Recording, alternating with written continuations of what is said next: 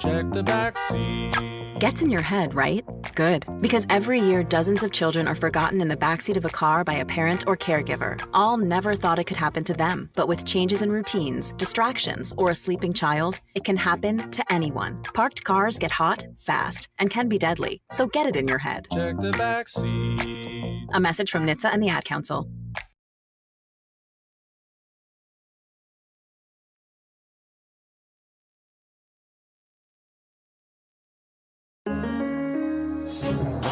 Crossover. Oh, killer crossover. Just crossover. It just crossed him over nastily. Another victim to the crossovers. Cross him up and sit him down. Time for the crossover, powered by Everlevel Concrete Repair in Omaha at everlevelconcrete.com. John, Josh, and Nick. What did I tell you guys yesterday? The greatest comeback in MLB history starts now. You're going to look like idiots when they're 50-50. Nick, if they're playing the Marlins for the next 47 games, I'm listening. They have a chance. I mean, it proves it. I have said this for many years, that the Miami, Florida Marlins are the most useless franchise ever in the history of sports. I mean, they have no intrinsic value whatsoever. If someone sold the Marlins, you would have to pay somebody to buy the Marlins. They're that putrid. Wow. They're the worst. Wow. They're not my least favorite team, obviously. I hate the Cardinals.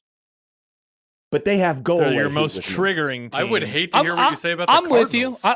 I'm actually with you on this, John. Like, Because why do they have such good fortune when they deserve nothing? they deserve nothing. They deserve nothing. They're like They randomly won 2 world. It's like all those hockey teams in Yes, Florida. yes. Why do you have this hockey team? Yes. Nobody cares about you, but yet Yes. they win the Stanley Cup every year. Yes. What happened? I don't know.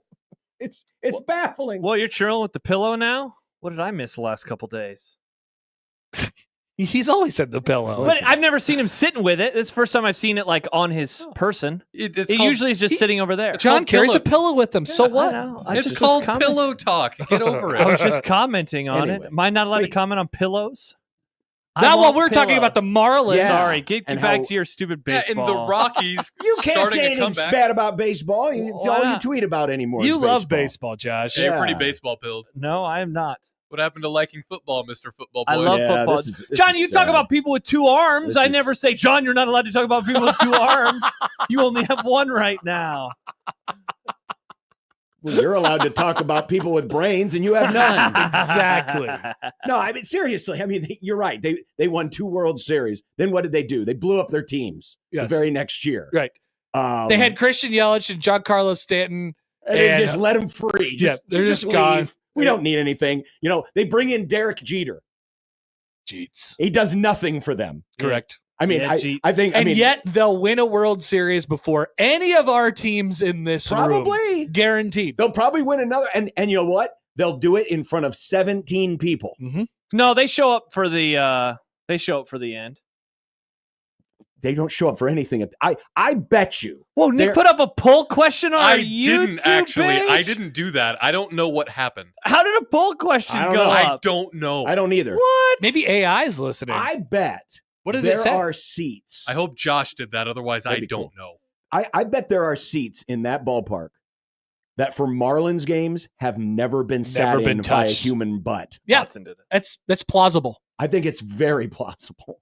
What did they do with their their gigantic statue that they took out of there? They probably sold it at a garage sale and somehow made Yeah. $1 billion off Yeah. of it Right. because that's the Marlins. Yeah, it's for whatever reason that franchise is just like they're just touched by God for some reason. I don't really understand it. It's they don't crazy. They don't earn it. They don't deserve it. But yet here they are. Yeah. They win. They do. I guess not today or yesterday or the today. day before To against be the fair, Colorado Rockies. their last World Series has been 21 years. I mean, it's not like it happened yesterday. That's true. Right. That's a but long time ago. still, That it's- World Series can drink now. Yeah, it can. Now, that said, I still laugh that this it's is the team 03. that lost 3 in a row to the Rockies. Yeah. It's They'll probably go to the It's a tough playoffs. look. or Wait, so the something. Rockies have 12 wins now? 12 and 11. 50. right. 11 wins? No, it's No, it's 12. It's 12 now. It's 12. Yeah. Yeah, it's 12. What? Yeah, it's 12 and 50. That's a bummer. 9 and 50 was such a funny The record. comeback starts now. Bummer. As long as you're playing the Marlins. Nick, if at any point they're 500 this year, I'll give you $1 million. Oh, cool. Yeah. I'll take that. It's free. I think there's Yeah. a joke here about the Rockies beating the Yankees and then sweeping the Marlins and Derek Jeter, but I don't know what the joke is. But I think the ingredients are there. Well, all I know is the Rockies better give the Marlins a gift basket. Nice. There it is. Oh, we did it. John just made the joke. Good I job, made the John. joke. Shout out to you, John. Okay, Josh, what do you want to talk about? What's the football topic? No, I want to know how Odson posted the poll question on YouTube. I don't know. That is badass. Well, since we- was it Odson? Do you know? yeah, that? it was Odson. Odson. You're not on there right now. Oh, John, but There's Odson probably a way commented. for him to do it Too many specifically things to do. from What's the poll question say? The poll question was: are the Marlins the most useless franchise? Good. Yeah. Good job. This could be great for like Big Red Overreaction. Absolutely. Give us your thoughts on the game. Basically just a straw Oh, poll. so more reasons not to talk to the listeners. No, we're talking to them, but just not over the phone. Why do you hate phone calls, Josh? I'm trying to figure this out. This is very confusing. So when I listen to any podcast ever about a game, well, this isn't a podcast. This is our show, our Yeah. live radio show. yeah, I like. There's no live podcast. Actually, yes, there are many live podcasts. Oh yeah, all the time. Yeah. Who? Buddy of mine is Bill going to go to Simmons. a live podcast. Bill Simmons goes later. on That's live. not really a lot. I don't consider that a podcast. I consider something recorded. But it's a live Oh, okay, podcast. interesting. I Hang would on. consider that a live stream. Isn't that true? No, it's a live show. They're not. It's a live show, but isn't it a stream? It's a stream. What define a podcast? I mean, a podcast is Something This that's is I'm a serious recorded. question. I mean, if this is right, it's right. But well, But so a podcast can be recorded and played live. I've always assumed that the podcast is a program made available in digital format for download over the internet. there you go. okay, download. Thus, it's recorded. Yeah, but they can be live. That would be a stream, right? I would never call it a live YouTube show a stream. Just call it a live show. Okay, well, no, I would call it No. a stream. I don't. I think stream. I think of audio, Whoa. We've had Well, this. I think we've had that this is a- discussion Podcast before. is audio, but though. video podcast, John. Well, I understand. But if it's a video- the original podcast, would if be it's- yeah, audio. but things evolve, right? Like, so there's a Dallas I Cowboys know. podcast that I listen to, and they go on live every day at 11. yeah, You don't think that's a podcast? I've always just associated podcasts with something that was recorded. But you know and how then we do and this, then but it's still downloaded. AM radio. Well, yeah, because we are It's still on, it's still well, hashtag we, podcast. We are on the radio. and they are on podcast. I've always considered podcast Mm. audio and streaming video. yeah. I'm backwards from you. I think. Well, anyway, what I was going to say is when I listen to Anyhow. these podcasts, there are no phone calls, and it's great. I wish there were. No, nobody believes this. Nobody believes this. I love Please, hearing what? from the callers. I love the I callers. do too when they text. See, this is ridiculous. I mean, The people, callers are epic. They The are. callers are great. Remember people Jerry? listen, they listen to the show for the weird callers. And I don't understand that type of audience member. Wow. I don't get it. Wow. I don't get it. Well, I look forward to all 12 of our episodes. I'll be or traveling. 13. I'll be traveling this What fall. if- Well, the good news is you can Okay. podcast. I'll probably be it. working, John. During All the right, be new idea. downloaded. Summer show idea. Yep. We shut down all other methods of communication with the show. We're not streaming it on YouTube. Oh, We are not. You What are cannot you tweet in. doing? You cannot text in. You're you taking can my only job from me. call Call in. in. You can only call. It's just an old school radio show. One Oh. day. Interesting. We It's like could- a throwback game. There's a way It we would be a can throwback. we can still do video but turn off comments. because you don't want to. That's Part of my job is Yeah, video. what- I need that. What No, money do we make off the video? well, zero. But but I want the audience. We're trying to maximize our audience. yeah, right? we could skip it for one day. Okay, if this is what you want to do. Well, See, now, you want to skip the callers. so now Stib says Josh doesn't think any listener's opinion is as important as his. That is not what. See, I think that's part of This it. is such BS. It is BS that you want to eliminate the callers. I don't. I don't. Yes, Yes. Okay. Thank you. but I don't want to eliminate the listener. Josh is the Mr. H. No, Hunter. Designated hit I word. gonna don't go want there, to. but- I don't want to tamp down opinions. Yes, you do. No, I don't. I read text, and you never read any text messages No. that we get in the Well, that's show. because You we decided. rarely read the YouTube comments, but I do. I read all of that. When I'm gone, what happens, Nick? Do we ever hear from texters anymore? John is tamping down one huge portion of our show. I wouldn't call the texters a huge part. Yes, they are. They are basically. Here they are. It's Happer's third co-host. You're gonna, Yeah, yeah. I wouldn't call it a huge part, but I it's need part of it. Texters, I appreciate you. I never, you see, here's the difference. I never said I don't appreciate the texters. I also appreciate the callers. One of them a month? Yeah, but I'm talking about Big Red overreaction. Okay, well, that makes Yours. one of us. See, this is so bizarre. People actually listen to the overreaction for the callers. And like I say, I don't get it. But if that's what you like, then more. I mean, who am I to stop you? People love that show. People on YouTube get really mad during Big Red Overreaction. Hang up on the caller. Hang up on the caller. Because they're like, why don't you pay attention to us? And I'm like, it's kind of for the callers. The show is for the callers. It's for the callers. Yeah. Mm-hmm. It's for the callers. It's the one thing that we still do that actually is driven by the callers. Mm-hmm. That's true. So why would we want to give that up? It's a post We're game not I'm not saying show. we're going to. You want to. I'm just saying I don't want to participate in it. You want to murder You them. haven't been wanting to participate in this show since it started. That's not true. I don't know. That is true. No, it's not. I wanted to be on the first show, but I was only a producer at the time, and so they didn't let me. I wasn't allowed to. And then host. the minute they let you on, you're like, I don't want to do this. No, it wasn't right away. It was probably a few years later. So this is your scheme to get off a Big Red overreaction. Is to commit murder to all the callers. Not callers or murder. Just if You you want- want to do it, that's great. Wow. He John. just wants to oppress people like that he reading- perceives as a lower class. I like reading YouTube comments and text messages and all of the tweets Well, on the and I JTech like listening instructions to the on Twitter. callers. Yeah, what's the difference, Josh? Because you actually get a chance to exchange instead of reading one sentence if and then you old move man on. Doug calls in and says What a something great stupid, caller. if he texts in and says something stupid, what's the difference between him calling in and saying something stupid? That's a great question. Because Josh gets to control the information. I mean, yeah, you Because can't he just gets read to the control comments. what he reads and what he doesn't read. and how Allison he Lincoln reads says it. Josh is right. You don't like when people call you out for stuff? I love when people call me Are you out. sure that's spelled right or is it spelled right? No, John. It Nice, is not spelled John. that way. Yeah, no, you would know exactly how it's spelled, don't you, Josh? Yes, Nick, because I've read history books. Tough look for you. Well, for See, I love inspiration, right? reading. No, You're like Nick. that one guy on Succession. That He read host. it. He read it twice. He read it twice. Did you pick anything up the second time? Mm-hmm. So when we do this supposed showdown in Kansas City, Yep.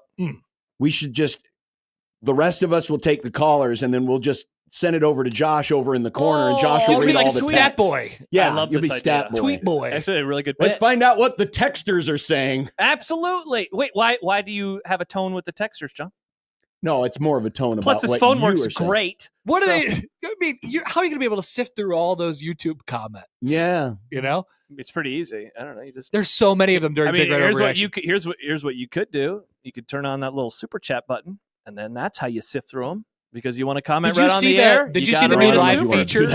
Why Did you wouldn't we see the wanna new do that? live comment feature on the StreamYard? Yeah, we haven't Yep. turned it on yet. Have It's you? very Yeah, I interesting. don't- We're too think- scared to turn I that don't on. is scary. Yeah, you don't want to. Have you done it? On. I did it for 10 seconds one day, and it was weird. Yeah, that's frightening. Yeah, you don't Yeah. want to do that. Brian writes, I'm with you. The callers for Big Red Overreaction are mostly cringe. No good But content. that's the point of the show. Yeah, That Nick, is. he's right, Josh. That's right. It is. That's great. But It's to listen to the angry. Nobody or cares happy about fans. what if you and Gary are on the show. Nobody really wants to hear They'll about hear what your your takes opinion are. all week. They're gonna get your Yeah, opinion that's the whole true. time. We got 5 days. so why don't we just turn on a voicemail line and just leave? And I've because always it's- said that. plays I've always for said the the most voicemail important line. yeah, voice. but no one wants to leave a voicemail. They want to. No, they want to just- have an exchange. Let's just have the producer there where they say, Bob, you're on the air. And then Bob just talks for 10 Somebody's minutes. got to and then, facilitate, all Josh. right, time for Jim now. And then Jim talks. Are you trying to eliminate all hosts of everything? No, I just of guess, that yeah. one single show. Why don't So we that- just get AI to read all the texts? Maybe we'll. No, because you got to. I like reading the text. Oh, I love interacting you with our control listeners. it. you control the I information. listen. I read our texts. I respond to our texts. I text our listeners. I need people to call in. And I like to talk to people and exchange information. And sometimes it's good. That's sometimes it's insane. So then why don't you want to do every show? If you love this interaction so much, shouldn't you want to do every show? No. Interesting. But yet you love it. well, you like No, I running so love much. the How come idea you don't that I run? love the idea that the people can that they can talk. You can hear them. You can hear Only their to tone. a point, though. When Only I'm doing four the times. What do you show, mean I to a like when the point? Only callers 4 call. times a year, not 12 times a year. That's right. Yeah. Yeah. You like Interesting. marathons, right, Josh? Yeah. Do you want to run a marathon every single day? If I could, I would. Would you? Yeah, if I could. Well, why don't you then? Because my body would break down. Same Your thing. mind would not. I'd hear too many callers. So what's your the mind is implication being here? broken down by all the callers. There'd be too many football games, Josh. That's That'd be too many true. football games. If there was a football game every day, that would suck. We're talking about every weekend, though, not so much every day. Oh, you can't There's say 12 this to of them. Mr. Football. Mr. Football. Hey, I don't watch Maction a whole lot. It's on in the background. People say they do, though, but they don't. Oh, I know. That's Oh, the I one. love I Maction. watch it all the time. What about Maction? No, Yeah, you don't. You don't. I mean, Only Jed does. watches it. Yes. I've recorded a is the one podcast with Jed person. before, and they have it on in their little studio. You know, what, Nick? Jimmy does bring up an interesting point. He What's says that? if Nebraska ever wins a lot, Big Red overreaction would suck. I don't know. I mean, they No, won a lot because in it just- 2016, and it just made people angrier. Well, but that's a different kind of winning. Yeah, that was fake winning. See, it would just be the opposite. So right now we have the deranged angry. If they start winning at a high rate, we'll get the deranged happy. Yeah. Trust me, I've hosted these shows. I mean, it goes from one extreme to the other. It's just now it's like, they feel like, hey, we can beat Alabama with our eyes closed, that type of stuff. So that's what it would be like. That sounds a lot cooler. Nick's giving you headphones. Oh, good. What's this about? Is there a prize in here? Nope. No, there's no well. What is this? There might be cooties. Yeah, who knows what's in there? There's a phone Nick's- call Nick's- in there. Nick's Happer. ear cooties. Okay. We're gonna so, take a- so if I put these on, that means somebody We're will going to talk? take a phone call? I know. All right. All right. Who is on the phone? Hello, caller. I can't believe I got through with Josh in the building. Stibbs, I'm always happy to put you right on the air. You're a great person. This is ridiculous. I didn't know you were like such an elite. I mean, I did, but I didn't know like Yeah, your this isn't a elitism surprise. went so high. Okay. Yes, now it what- is shocking. There is Josh, an we elitism. all thought highly of you This until is now. so fun. Yeah. I have talked to everybody in this room off the air about how they feel about certain parts of sports talk radio, including you, Stibbs. I've never, not one, heard anybody ever say, man, I just love caller after caller after caller. But now you're on the radio and you're pretending. I'm not pretending. I'll agree with you that there are definitely certain callers. Yes. You wanna name that any? We don't ever have to hear from again. You want to name any? Old Man Doug. But Hey, he's a sponsor. We love Doug. well, I don't work there. Thanks, Stibbs. And there went our No, I was sponsor. surprised. And then you went on to be like, no, Nick, I actually read books. Like every sentence that came out of your mouth during this crossover, you just got like more elitist and Wow. elitist and elitist. It was pretty incredible. The elitism. That's To be good fair, point, there I Stibbs. was just trying to tell Nick he was dumb because he'd never heard the word Reich before. And also And Josh just- is very Wow. familiar with the word right. because I've read More history. people should know the word right. See, now we have that drop. We would never have a drop of a text, Josh. That's true. We have a drop of Stibbs saying more people should learn the word right. Yeah, Thank you, you're Stibbs, for the great drop. You're welcome for the free content. Mm. It's what never happened, as Connor would say. Exactly. This Thank is you, what happens Stibbs. when people call. Bye, Stibbs. Bye. Hi, Ian. Love you. Oh, wow. I think he's obliged to say that, isn't he? I think so. Pedro texts in. Hi, guys. Josh is right. Texters rule. I would sound like the creepy guy with the weird laugh on the radio. But we wouldn't have gotten creepy guy with the laugh. See, I do With- like with- Pedro's. Pedro's texts, though, because they always start with hi, guys. Hi, guys. Yeah. Yeah, Yeah. I love Pedro. That is a fun bit. I like that bit. I like the call. I do, too. I like the call. I do too. I believe you. I definitely believe you guys. I'm not lying, Josh. It's real. I really believe you. It's. Oh, here comes the elitism again. I definitely believe you. I do. I love the callers. Love the callers Mm. when I'm doing the show, which is sometimes. Yeah. 4 times a year, 5 times a year. Yeah. Well, last year was 5 or 6. I did a lot of shows last year. Mm-hmm. Yeah. This year, I don't know. I just know I can't do the Friday night game at Minnesota. How come? I'll be out of town. Oh, that's right. You're speaking of elitist. Yeah. Yeah. Oh, yeah. Very nice. Elite wedding. weekend for Very nice Happer. wedding. Yes. Yeah. Well, that's good. By the way, a lot of people are saying Happy New Year. They've been saying it for like minutes, Well, for like 10, 15 minutes. Happy New Year. Happy New Year. you're not Happy New backing Year. down, it doesn't appear. No, it doesn't. I never will. Not on this no. opinion of mine. There was somebody else in history who never backed down. No, stop comparing me to him. Designated Hitler. Wow. Wow. So you don't want any call. You prefer that we didn't have a phone line at all. No, then how You want to would we- have all of our guests how would via we- stream. No, well, yeah, we could see their faces. And then you want to have no guests via caller, and nobody would call into the show. But if we don't have a phone, then we don't have text. You sound a lot digital only, no radio right now. No, I love the radio. Interesting. Maybe you should go work somewhere else. I love the radio. I love getting in my car and flipping on 1620 AM. I did that yesterday. I enjoy flipping on 1620 AM, and occasionally hearing a call. Hearing callers. I listened to a little bit of the crossover, and I was like, wow, Schaefer's mic sounds terrible. Why? What's going on with my microphone today? And then later I saw that he was at home. Yeah. And I was like, oh, man, his microphone. I have a theory on his microphone. You don't think he's plugged in? No, I think he is. I think he needs to turn it. I think he is talking into the side. It's possible. His mic does sound bad. And he's not going to be able to tell how it sounds. No. Can't hear. He can't hear. Yeah. I think he needs to turn his microphone. Not one of our world's best hearers. No. And even he would take calls. Best hearer. Who do you think the world's best hearer was? Oh, man. So we can rule out Helen Keller. Wow. John, She She also wasn't the best seer either. She might be the world's worst. You can't be. That's her whole thing. She was blind and deaf. She's not the world's best hearer. Actually, I'll tell you what. One of the world's best hearers is probably a person who can't see. It's probably, Stevie Wonder. Yeah. Well, is he blind? Yeah, he can see. Yeah. But yes, I think that you're spot on. I think it's a blind person. Because the other senses are heightened. It's like if you're deaf, you can probably see better. Yeah, name a blind guy. Is that your reason why you like the text onlys? Because you can't hear? So your sense of reading is heightened? I do like reading, John. There you go. I do like reading. Mm-hmm. But I also like listening to podcasts. I like all my senses. I think there should be a podcast that takes callers. I don't know how that would happen, but, they should take callers. Yeah. Be a good idea. I would listen to that. Be funny. Well, there was the old Ron Kurtenbach show back in Lincoln way back in the day. What did he do? This was the crazy Kurtenbach? Ron Kurtenbach. You would have liked him. Oh, he was a hardcore commie, but he worked at seriously, and he worked at the university. He was a janitor, and he did this this cable access show. Nice. And he would take callers because they would call his phone number, and he always had his phone number like written on notebook paper and like taped to the bottom of the screen or something. Whoa! So you could see his number, and people would call and leave voicemails, and then he would play back the voicemails on the next show. Okay, that's awesome. That's really pretty cool. sick. I Josh like hates that. Yeah, well, it's funny you say that because at the end of Bomani Jones's Monday episode, he always has this little feedback thing with callers, and I always am like, "See you later. I'm done with this episode. Wow. See ya." Wow. Josh out on people being able to speak. Part of it with that is the phone lines are sometimes just I'm like, I can't hear this at all. Well, then that's his fault for playing it back. He should have just skipped over. Yeah, so that's why I just like, see you later. Or edit it out in post. Stibbs says, Josh, do a call-in podcast with me, you coward. Stibbs and I have an idea for a podcast. Really? Uh-huh. What's it about? Was it called We Hate Calls?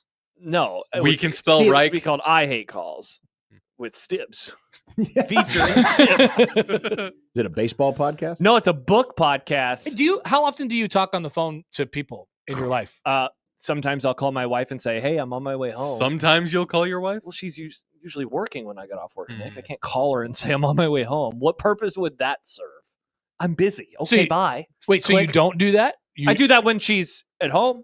If I Okay. know she's at home, like tonight, she'll not be at home, so I will not call her after the show. Okay. But a lot of the times, I'm like, hey, I'm on my way home, or we're doing whatever. That's it. Other than that, I mean, every time I call John, he answers. He's like, what? I love calling John. Because he sounds confused. I call John because I know that I will get more detail from John via a phone call than a text. You know? Well, you don't like John's just K or Y for right. yes? So sometimes, like, I called John like a couple times over the last couple of weeks. So we had to get something straight. Yeah. I'm like, this is perfect. This is It's great. easier. And it's easier. much easier. It's much easier. Last time I called John was about somebody getting fired or quitting or something. I don't remember. That's what I called him about recently. You called me relatively recently after I got done doing a baseball game. Yeah. Or no, I called you. You told me to call you. Oh, yeah, I had a story. You had to tell me about something. I don't remember what it was. I but do. It was a story. So- Yeah. I was going to ask, you never talk to your parents on the phone, but you can see them, I guess. So you don't really have to. Yeah, I mean, I talk to him every now and then. But yeah. I like calling people. You do. It's great. So when you sit around the Thanksgiving table during Christmas or Christmas during Thanksgiving, we talk to each other, John, because we're right in front of each other. Right. Don't in make front a of each weird other? joke. Oh, that's you not don't, gonna you make don't, any you don't sense. just like text each other and just read the text. You know what? I'm gonna skip that text from my uncle. I'm gonna move on to my text. I don't want to hear from a random person versus my grandpa. I would love to talk to my grandpa, Who's John. sitting right in It's front of my me. grandpa. My grandpa. Is he a good hearer? Yeah, for being 70. Nice. That's good. Yeah, I can like say, "Hey, grandpa." Your grandpa's only 70? 70 something. He had my mom young. Wow. Yeah. Okay. Wow. Oh yeah. It was a different time. They were like They used to 17. talk to each Different other. time. They were like 17.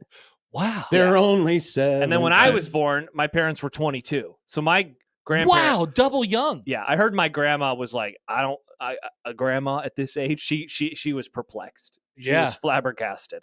So, in other words, if your family was like President, what's his name, Tyler, you might have had like one of those grandchildren that was still alive until the other day. Yeah, I'm almost as old as my grandma was when she became a grandma, and I will not ever have a child. Wow. Yeah. That's crazy to think weird about. to think Like, about. I don't know how you did it. How old was your grandma when she became a grandma? Either 39 or 40. Wow. Wow. Wow. Yeah. That's when some people are becoming moms. Yeah. Fathers. Yes.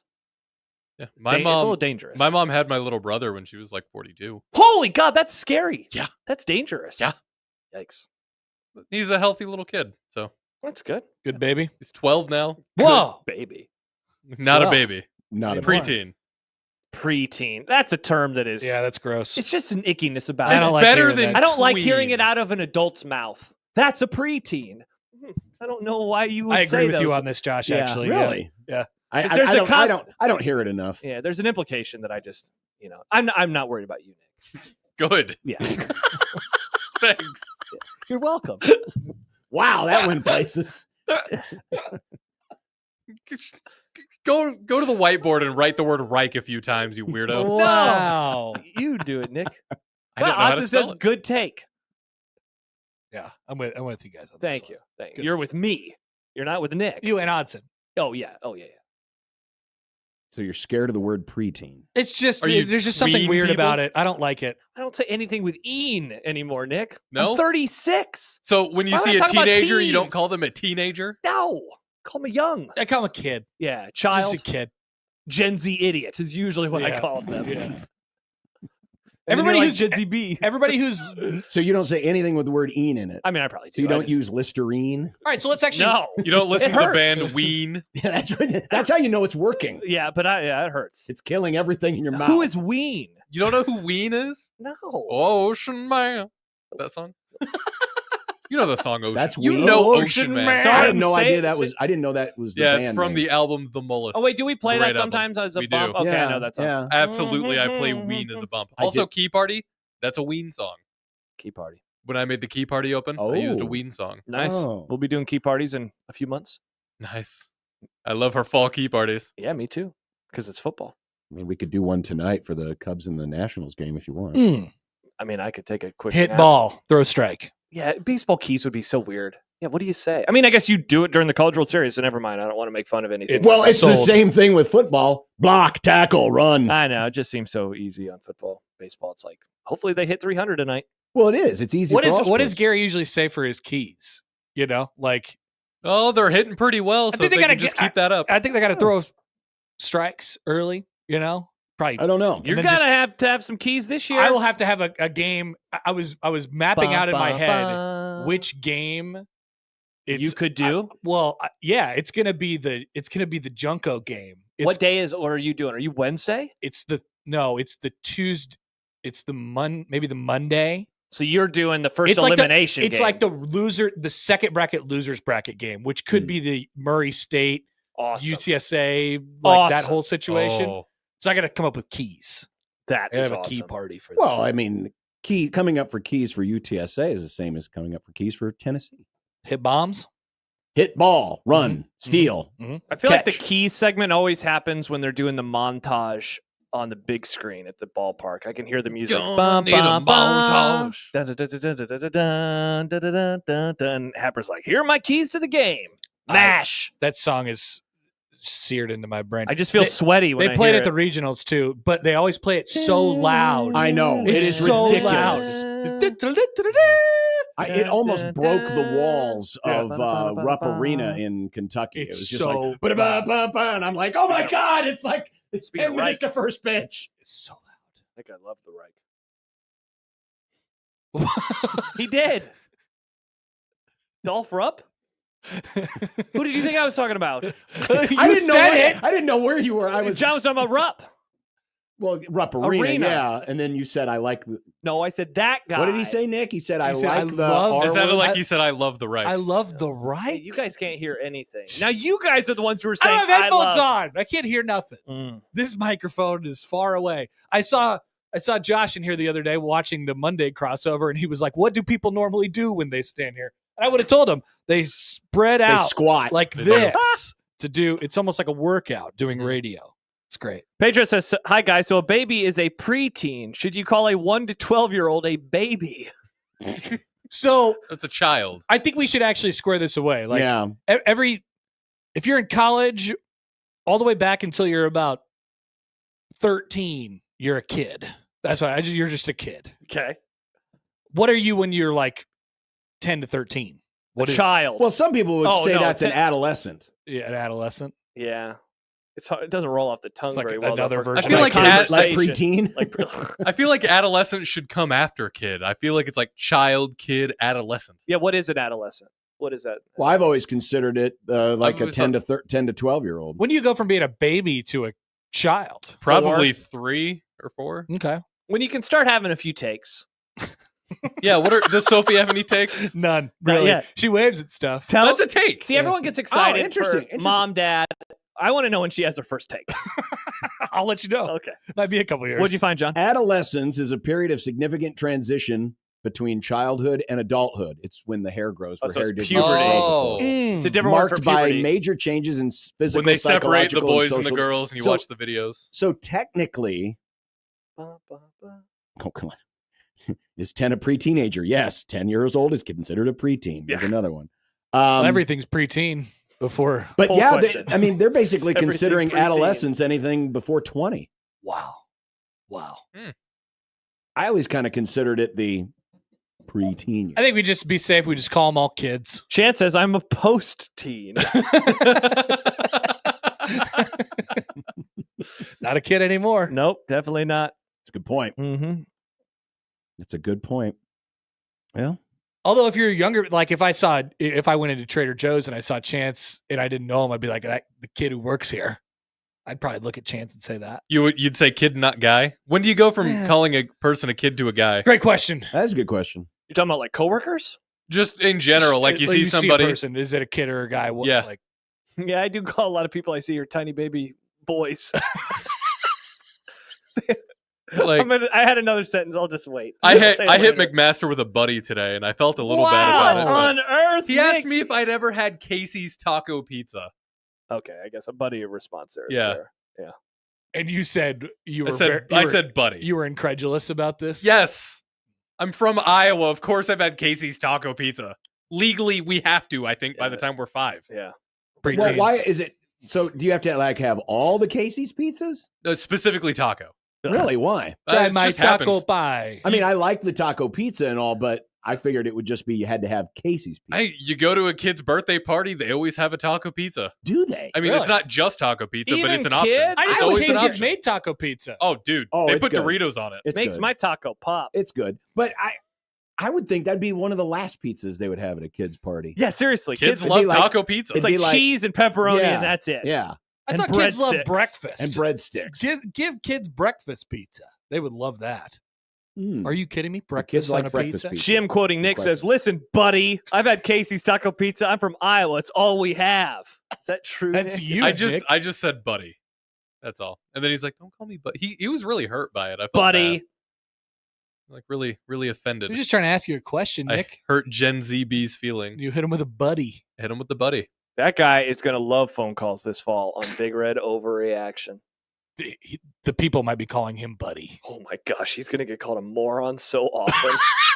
Not because he is a moron, Well, why would he be called a moron then? because he's the new guy on Overreaction. That's all they're going to call him. They're going to call him a young idiot. They're gonna call him kid. Josh, you might Seriously, be projecting some probably. of your experiences on Matt. I might be, but I know our audience. I know our great audience that I love. That But you never don't wanna want to hear from. I'll I take never want to hear from you. Only text. Thank Feel you. free to text the show, 402-951-1620. Or call 402-951-1620. On the hotline. On the Now, hotline. Is a hotline the text line too? I mean, I say it's the Prairie Flower Casino Zone hotline via text. That's a bit wordy, but That is a It's bit wordy. I just prefer to call it the hotline. I thought you've called it the text line before. I don't know what I call it. I just say we got a text from Doc. Did you know this, Happer, before you leave? Doc, listener Doc. Doc. He is 38 years old. Does he seem older? I thought he was in his 50s. Well, does he have a grandchild? No, but his name is Doc. Why He's do a you, why do post-teen. you assume he's The way he talks about Nebraska seems like a person who has seen some stuff. Seems But like he's got also- some hatred in there. But also Yeah. had some good days that he got to watch. But he never has. Yeah, I He's would have pegged it basically older. our age. I would have pegged it older. For I thought sure. he was in his 50s. Maybe that should be a bit that we do. Guess We our line up- listener's age? We line up all of our listeners, not like physically, but like Yes. you just their bring up a listener age. profile. Yes. Look at some of their texts and their phone calls and love stuff this like that, idea. and then just guess things about them. I love this idea. Profiling. Yep. Sean, your thoughts? That'd be great. Jim says, guess my age. This is our friend Jim out in western Nebraska.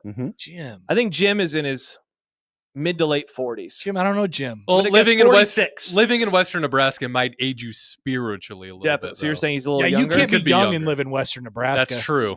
I think he's 46. Okay. John, do you have a guess? He's Stib says probably- 44. He's probably in the early to mid 40s. Happer? I don't know Jim. Oh, he says, damn, 39. Wow. Ooh. Nick, you were right. He's an old soul. It's what I said. Wow. Chance, it's time to play guy or geezer. When do you go from guy to geezer? Oh, long time. You guys ever met anybody who's like a young person from Western Nebraska, like a 20-something? Yeah, I have family out there, though. Listen, Well, Austin was. yeah, Austin. Well, Austin's a that's Western true. he's Nebraska. not there anymore, Wild. though. Austin does not seem like he's from Western He Nebraska. doesn't. No, He he's- seems like a city slicker. He's spry. Yeah. He's a young spry boy. Oh, Nick. But he is, yes. We're Post-teen. the same age. It's fine. Nice. Well, that was a crossover. Yeah, Happy New Year. Happy New New Year. Josh wants to murder all the callers. No, I He don't. wants them all gone. I don't want to hear from them. I don't want to hear from I you. know a way to not hear from them, Josh. Yeah, it's Death. just no. Murder. Why do you have to Which go so chapter was far? this in the manifesto? Wow. Was this the final chapter or the final? Never mind. Come on. And there's your crossover. Mm. Powered by Everlevel Concrete Repair in Omaha at everlevelconcrete.com. We will start a Grum next on 1620 The Zone.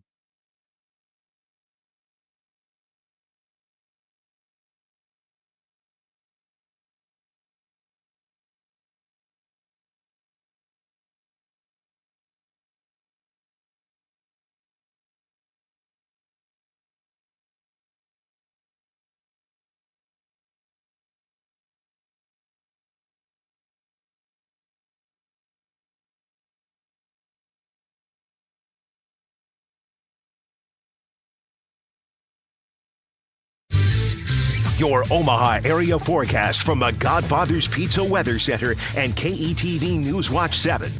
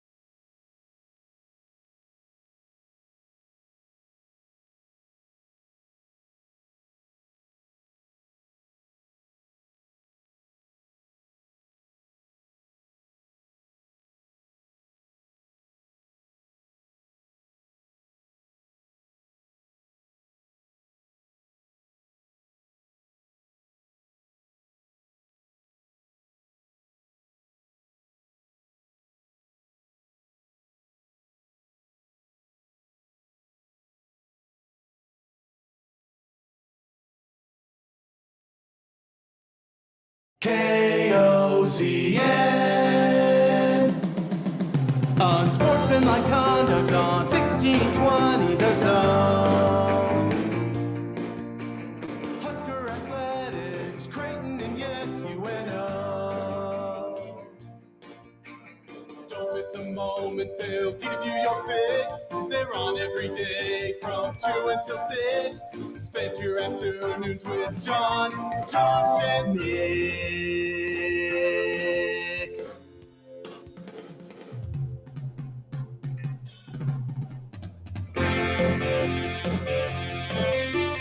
John, Josh, and Nick.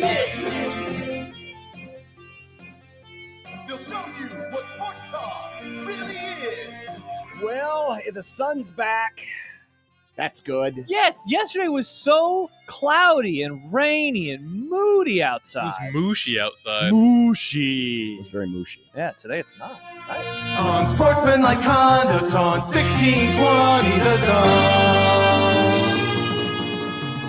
Husker Athletics, Creighton, and yes, UNO. Welcome to the Grum. It is a Dumb Debates Wednesday, Yes, it is. where kind of unusual because usually on Wednesday we don't get a lot of day baseball. This is nice. Got a lot more day. I thought baseball. today was getaway day. is it Well, not? I guess it kind of is. Depends if the series started on Monday. That's Okay. true. I guess there's a little bit on Wednesday, but there's usually a lot on Thursday because that's a real getaway. That's a real getaway day before the Friday series Before begin. the Friday series begins. Wow, look at Nice. you quoting baseball. I know. See, that's the thing, John. You're gonna lose. You're gonna lose your title. No, if anything, I'm going to gain more credibility with our baseball-pilled audience members. They're going to say, wow, Josh knows That's good. ball. Josh knows ball. You know what I don't know, though, is how to fix the internet in this building because it is slow. I can't even load this email that you sent me. It just says it's loading. Wi-Fi. Maybe in it's here. a Mac issue. The No, internet Nick, it is not. The internet for me is working. It's the rest of it that's not. Yeah, I mean, the internet's working. Like, I can go to my Gmail. Like, there's my Gmail. But for whatever reason, sometimes downloading a file, it just, this. I mean, like, I think, honestly, Outlook kind of sucks. yeah, it does, Nick. It very Gmail much is does. way better. Yes, it does. I don't like Gmail because there's too many damn folders. It's so unorganized. It's You then ridiculous. organize it. Yeah, you can organize it. No, but it's when incoming stuff comes in. And it comes, here's a promotion, here's random this, here's Unsubscribe from things. That would be nice, and I do, but I don't like Gmail. Gmail not good. Sad. Except 1620 the email. Say We love subscribe to that. 1620 the email. Well, that's not Gmail. That's just our email that we send out. Yeah, You can get it on whatever email server you use. true. 1620 the email does not discriminate. It does not. And there's good stuff in there. Like really good, sometimes exclusive things that maybe you see first Like before what? anything's officially announced. Like a phone call from Big Red Overreaction this fall. Maybe there's some things coming up soon. So maybe Are we you doing should stuff? just Are we making announcements on stuff we're doing? I'm not Do I making know any about any of I'm these not things? making any announcements about anything. I'm just saying that if you subscribe today to 1620 the email, Subscribe you'll today. know first if something does happen. Okay. That's exciting. All right. That's Well, exciting. I'll be on the lookout for that as will the rest of the world. Mm. The Grum Down, while it still works, brought to you by the referees at John Higgins Weather Guard. Nice. Mr. Football is back. Folks, your thing was more than 2 slides, I imagine. Yes. Yeah. Is it only going through 2? Yep. See, there's something weird. Something weird's going Something's on. going on. Jerry. Something's going weird is going down. Bummer. Long time no see. Mike Schaefer will join us. Oh, I sent him the DM a little bit earlier. Husker 24/7. It'll be nice to talk to Schaefer again. Yeah, it's been so long. Mm-hmm. It's been a while. In our college football cluster, Joel Klatt has been kidnapped by the Big Ten Mind Hive. John, as we get into that topic, I have noticed now a shift in how this thing is being discussed. I've even seen Nebraska people saying, Ruh-roh.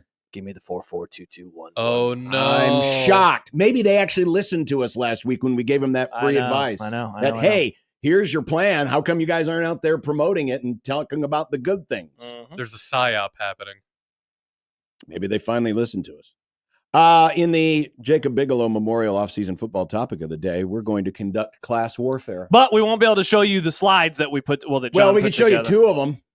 That's true. Just not all of them. But we are going to identify which Big Ten schools are in what class. Are they in the elite class, the upper class, the middle class, the lower class, or the basement?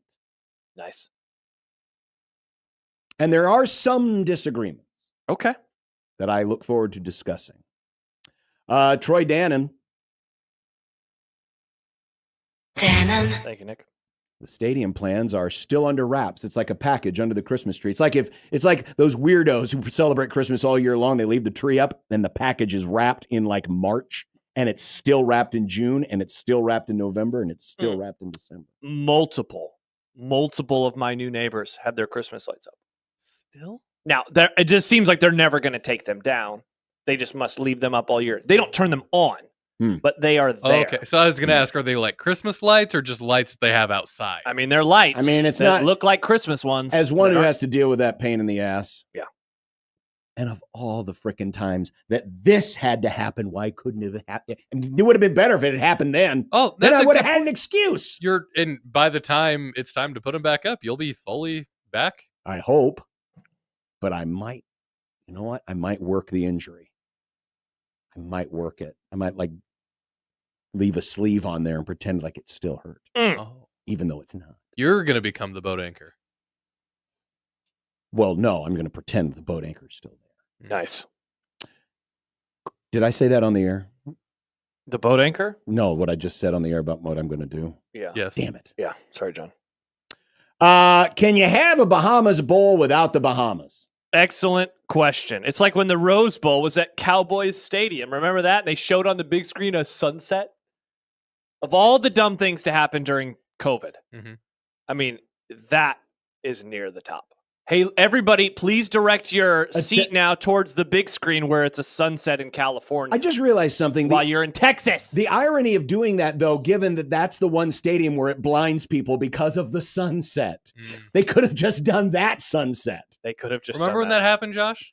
Which Remember time? that, Josh? Which time, Nick? Last year? Which time? Remember that? It happens every game. Could have caught the ball. Not every game. That he didn't catch the ball because of the sun. It happens all the time. Lord Stanley's rematch. I hate everything.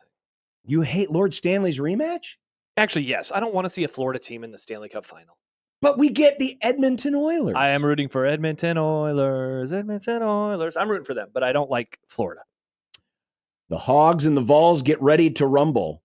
This could be, for those who aren't really interested in the college baseball, could be worth the watch. Really? Oh, Are you going to tell me why? Because they hate each other? They don't like each other. Okay. Both of these There's teams. history. It's like Cain and Abel. Both of these teams are friends of the slice. Are they? And Nick? Yes? Do the Rockies know where the brooms are kept? Yes, but they need to find other brooms to sweep off their brooms because they're so dusty. Well, I was going to say because the brooms actually that are at the stadium have other people's logos on them because whenever a team sweeps, then they put a sticker of their team. So now it's going to be kind of awkward. I mean, with an Orioles broom. Well, they suck. Congrats to the Rockies. Maybe they finally got the message that they're supposed to start trying to win some of these games. Rockies bottom. Ain't no more. Well, I'm not a fan of what's happening with the roster moves. What are they doing? Well, didn't they send down the guy who sucks? It's working, isn't it? Yeah. They won 3 games in a row. But like some of those guys are pretty decent. Like Nick Martini, he got Well, apparently we're decent enough. They aren't winning. Nick Martini got sent down and he's like, nah, I'm just going to be a free agent again. Bye. He just left. Did you see the funny tweet that the Rockies made while we were doing the crossover? Win since June 2nd. Colorado Rockies 3, Scotty Scheffler 0. Good for them. Well Good for played, them. Rockies. Yeah, well played. Social media is pretty good. Good for them. Hey, Nick, you got to laugh through the pain. Good for them. Everything about the Rockies is great except for, the baseball. The baseball. Who do they play next? Jeez, I don't remember. Come on, Nick, you're a fan. Well, they'll have tomorrow off. You're I'm a assuming. diehard fan. I'm assuming they have tomorrow off, and then they're probably traveling maybe they're headed back home. They are playing the Mets. Oh, well, okay. There went the winning streak. In Denver, though. It's done now, folks. Oh, they're gonna meet halfway. The Mets are coming back from the West Coast, and they're coming back. How convenient. They're gonna meet in the middle. People forget the last team from New York that played at Coors Field lost a game. Did they?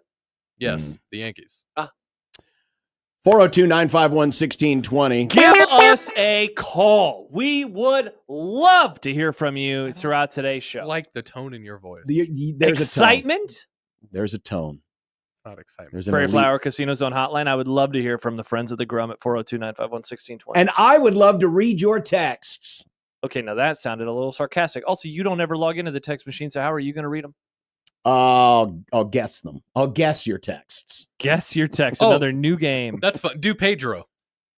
Hi, guys. Perfect. All right, Nailed it. Nailed it. Yeah. Josh is an idiot. No, Pedro would never say that. Pedro would say, "Do you guys want some fried chicken? Here's some fried chicken. And here's some delicious pastries my wife made." That's true. Pretty much. She just randomly got up at 4 a.m. Just made like 3 dozen of these very ornate pastries. She's pretty Very awesome. good pastries. She's very good. Yeah. Pedro and Pedro's wife. Thank She's you. very good. Mm-hmm. There's a tweet. There's J-Tech, a Twitter. Construction Zone Twitter feed. Hashtag dumb debates. Send in your dumb debates. I came up with a couple of my own today. Yes. But you can come up with some dumb debates too. Yes. And send them to us to the J-Tech Construction Zone Twitter feed Please at USC1620. Or you can email them to the always excellent old man Doug. We love Doug. Bank inbox. We love Doug. John at 1620thezone.com. Josh at 1620thezone.com. Yeah.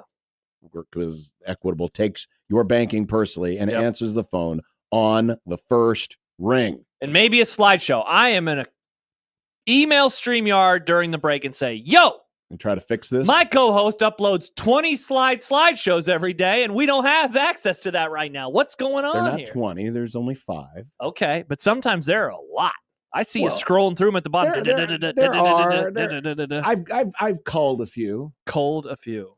Well, some of them I keep behind, like the Huskers schedule, for You example. know who else liked to Cole? Yeah. Oh, I know, Nick. Yeah, I see the schedule one moving around at the bottom of my screen all the time. So I'll I see. just like having them there in case we ever need it. For something. I'm gonna Instead try of to just letting it go. And I'm gonna fly try away. to fix this right now. All right, Josh is going to fix this. Yep. And we are going to have Mike Schaefer on from Husker 24/7 Sports next on 1620 The Zone.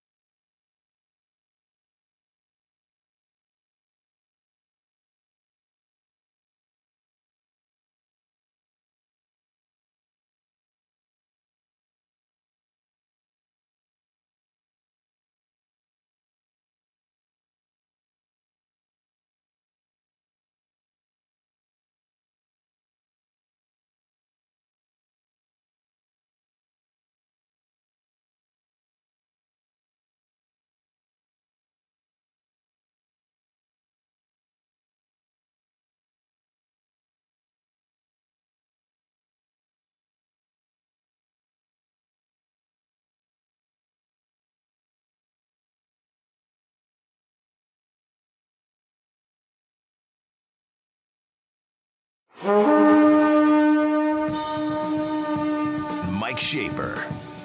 There's a part of me that really thinks that there's a Sasquatch. Mike Schaefer. I think the issues here are largely football related. Mike Schaefer.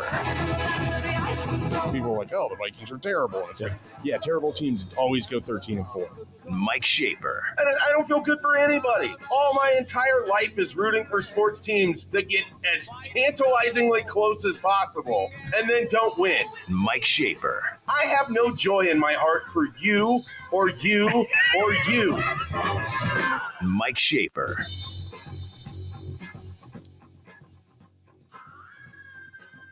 We're waiting. We're waiting. Maybe he got swallowed up by the StreamYard monster too. He's a PowerPoint now, John. That's all he'll ever be. He's been but only to devoured by a slide PowerPoint. 2. Only to slide 2. Unbelievable. Well, hopefully he'll join us here shortly. Mm-hmm. The big old 7-on-7 thing this weekend. Yeah. We're quite excited about it. Yeah? You are? No, they. Oh, Nebraska. I was going to say, what has Nebraska. happened in the day that I've been gone here that you're now excited? No. But this isn't for me. But the sense is I sense that the hope is this will be like another Friday Night Lights thing where people will, show up and, show support and put on a good crowd so that the kids that are putting on the show feel wanted. Mm-hmm. That's what the Friday Night Lights thing did a few years ago. And this is kind of taking the place of that. And while, yes, there's actual competition and there's something that resembles football out there, it's certainly not what Friday Night Lights was, which was really just a showcase. It was basically watching kids camp, do football camp, run whatever drills and other things and kind of mess around a little bit. I wonder if this concept is more attractive to drawing a crowd than what Friday Night Lights was. Now, I'm not here to say that it's going to be as popular as the Friday Night Lights thing was, because I think a lot of people, when that occurred, that was here's a chance, because the Friday Night Lights was inviting people in who are all offers that you have made and recruits that you're interested in. Sure, Nebraska is interested in a few of the folks who are playing in the 7-on-7, and they're using this as a way to, hey, come to Nebraska. It's like it's a camp, but it's not a camp. Mm-hmm. I think people showed up to the original Friday Night Lights because, again, it was what Nebraska fans like to do. They like to show that, hey, we're supportive. We're doing our part to, show how much we care about the team. And we hope that puts an impression on you, young person, to commit to Nebraska versus going somewhere else. And this is kind of a similar concept, but I wonder what kind of crowds they're expecting to get. Well, let's ask our guest. Is he here? He's here. He is here. Mike Schaefer of Husker 24/7. Schaefer, how you doing?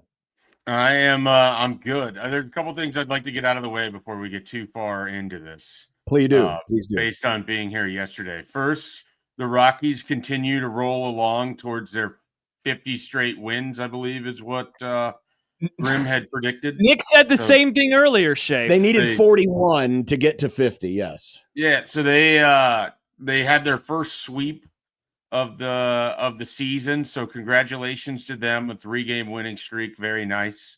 I think they've won like 25% of their games in this week alone. Correct. So just incredible stuff. It is. It actually right there. Very good. I wanted to make sure that we had that. And then I announced last night on the show I had Wingstop for the first time last night. How was it? I would like to provide some thought. Josh just made a very strong face. Schaefer, It's been a long time since I had Wingstop, but I remember are they a sponsor?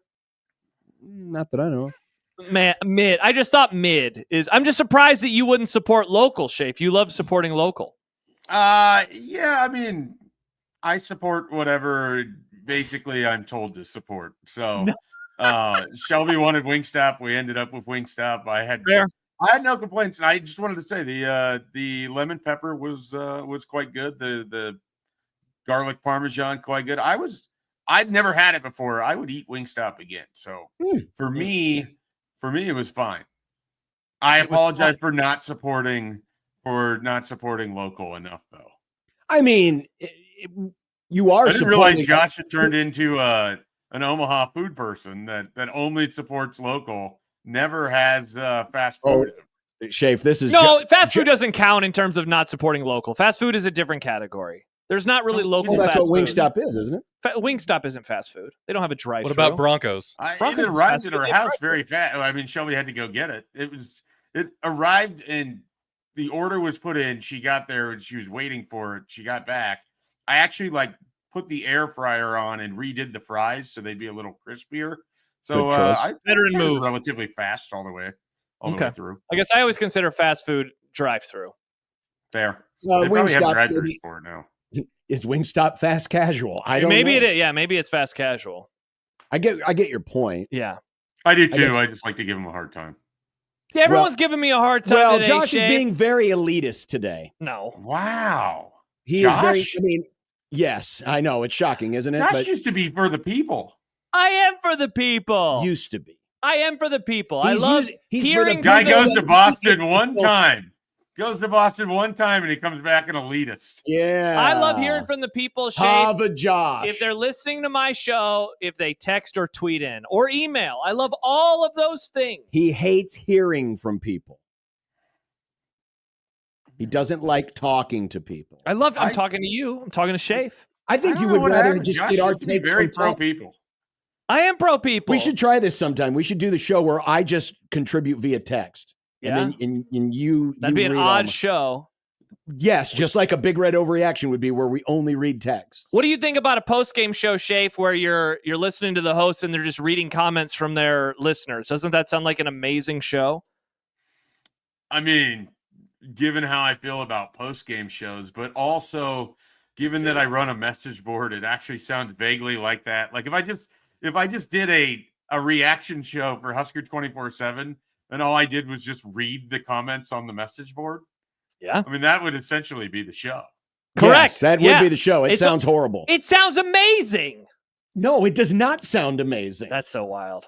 Those are the No, it is podcasts. not wild. Those are the shows that I listen to where the hosts talk to each other. They read comments from their subscribers. So you stay in your own little bubble. Did you miss the bubble. part where I said they read comments and then they talk about those comments? Yes, but they filter the comments. They edit the comments. You choose. Well, you're filtering too. You have someone who screens calls. Correct. We don't go to every caller on this show. Have we ever screened a call in the history of this radio station? I mean, actually screened a call. Yes.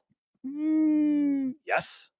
Okay. I don't let them all go through. Yes, exactly. Sometimes Stibbs would write, "Don't take this call" up on the screen, and we would say, "All right, we're going to take that." I don't call. know if we were revealing behind the scenes stuff, but I definitely sat there while someone was on the phone for 45 minutes waiting for a moment to get on to talk about a topic Thank that you, was never Shafe. going to be brought up. Thank you. Yeah. Sometimes that happens. So, Shafe, how about this camp this weekend? I don't know. I'd rather continue the conversation we were on. Like regular. I don't think that okay, let's seriously do this. I don't think that I am that crazy. I think it's nuts. For listening to so I listen to Cowboys postgame shows, right? You know which ones I listen to? That right there is ultimate crazy, but Sure. please go ahead. So let's just filter it through Rams, Vikings, whatever it is. Sure. If I'm listening to a postgame show of the people that I like, I want to hear from them. That's why I listen to the show. I want to hear from those people.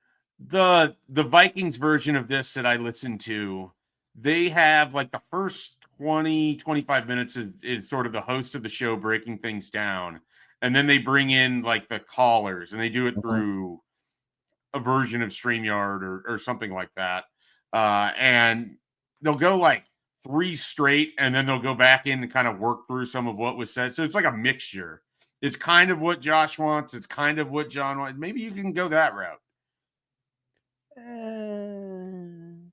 No. Not really. I mean, again, I do one like that during the football season, and I think it's great. So I have no issues with it. I again, that's the uniqueness of that show. I mean, this show that we do 5 days a week is basically what you have described because caller. So you don't like your show?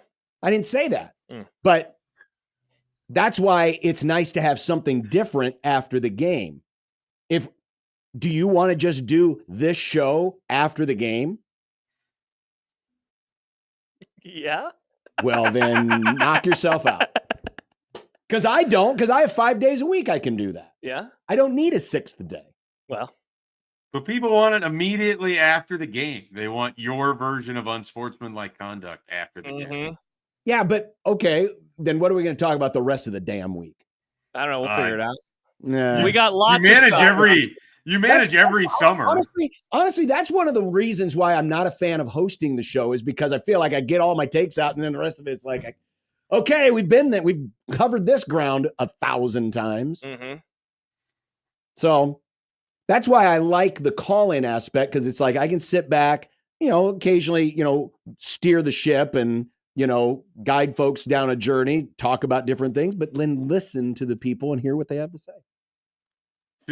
Since all I do is just come up with ideas for your radio station. You do? You're a great idea. You feel like you run out of takes. What you could have is, how there's like suggestion boxes? You could have a take box. And so what happens is people submit their takes to you, and then you pull one out every day before the show. You read it, and you're going to go with their take, whether you believe in their take or not. Wow. You are committed. You are committed to their take, and you have to own it for yourself. If you can't come up with your own takes, then you got to go to the take box. I can come up with my own takes, but I don't need run out of takes, then you go to the take I don't need infinite takes. That's all I'm saying. The take box would be a very dangerous thing, though. Take box is awesome. I think I might steal this for the season. This sounds great. The take box, the Mike Schaefer take box. And then you have to make an argument. You can't tell. So is the bit, Schaefer, that the listeners don't know that this came from the take box. And so I am suddenly making an argument where I'm like, why is Jalen Gramstad not on the field? But I have to be serious about it. See, you could do a whole thing where you have 3 takes and 2 of them you believe in and one's People from the take box. And people have to decide which one is the fake take. Incredible. You can even call this segment fake take. There we go. I love it. All right. This week's fake take sponsored by I won't be someone. doing overreaction very much this year, Schaefer, which is a sad, sad thing. But if because you're an elitist. That is true. Well, yeah, but I don't think Schaef's idea is exclusive just to that show. That's true. We could do this. This could be a new Wednesday segment. You could be a new Wednesday new bit. Thursday segment. We need new Thursday segments. Well, then there it is. Thursday. The take box. Take box? Is that what you said? The take box. The take box. Yesterday we had Oddly Good. Did Josh hear about Oddly Good? Oddly Good was that's a good idea. What was Oddly Good? Oddly Good was inspired from what Sip said about Taco John's in Columbus yesterday. Yep. He said it was oddly good. You didn't see the graphic I made? saw it. Yeah. He said Taco John's in Columbus was oddly good. Nice. And so the idea is trying to figure out things that are oddly good. I had someone, a Creighton fan, text me and said the 2021-22 Creighton team was oddly good. I saw that comment. That was the young team. They when were all the oddly guys good. they were oddly good. Yeah. That's fun. For some Nebraska ball fans, watching The Crown was oddly good. Yes, that was just straight glorious watching your college basketball team play in April. I mean, how many people got to lift up the trophies, Schaefer? Not very many teams got to lift up trophies. And did they even? I guess they did have a trophy. I think they had a trophy. They literally had a crown. They put a crown on their head. It was like a modernized I style. still think if Nebraska's athletic department doesn't lean heavily into like having a night to commemorate the crown at the beginning of the season, it's just a wasted opportunity. There needs to be robes. There needs to be like the Burger King crowns handed out to all of the fans in attendance. A banner? Are you saying they need to put up a banner? Like they have a King's Court that, just thrones. Instead of the courtside seats, there's thrones for those people. Throne side seats? Yeah. D. Wayne is a court jester for the night. There's just a lot of potential here. There is a lot of potential. It would be peak. Mm-hmm. It would be peak if they did that. Mm-hmm. If you're going to do something, you might as well own it. That's how Go all in. I hear it's you. Like Nebraska needs to own Battle at the Boneyard, right? So here's your transition. There's your transition. Get me excited for this, Schaefer. I don't think there's enough airtime. Get general people excited enough because they are trying to turn this into what Friday Night Lights was, where they're inviting people in to show how much folks around here give a damn. Yeah, I think there's a reason. If you're the type of person who wants to watch good athletes perform and play in football like conditions, I guess, if you Mhm. would, with the 7-on-7, it's a pretty cool opportunity. I mean, there's a lot of talent that's going to be coming from different places in the country that are going to be here on campus and are going to have the opportunity to play 7-on-7. If you've ever been to a 7-on-7 event, I mean, pretty much all the same. You got a couple games going on a field, and it's fast paced, it's quick, it's easy to follow. The one thing that always is detrimental when Nebraska tries to do these things is whatever the weather is. And I don't know what Friday looks like, but at last blush, I thought it was like 75 and relatively nice. So it's not going to be overly hot. It's not going to be like having to have trying to put together a scrimmage or something in 105-degree weather and inviting fans out to faint in the heat. So even the weather seems to be cooperating. So it's an opportunity to get out of your house and do something in Lincoln. And if you want to go and see if there's going to be future Nebraska Huskers on the field, to go and do that. I don't think we have to make it a whole lot more than that.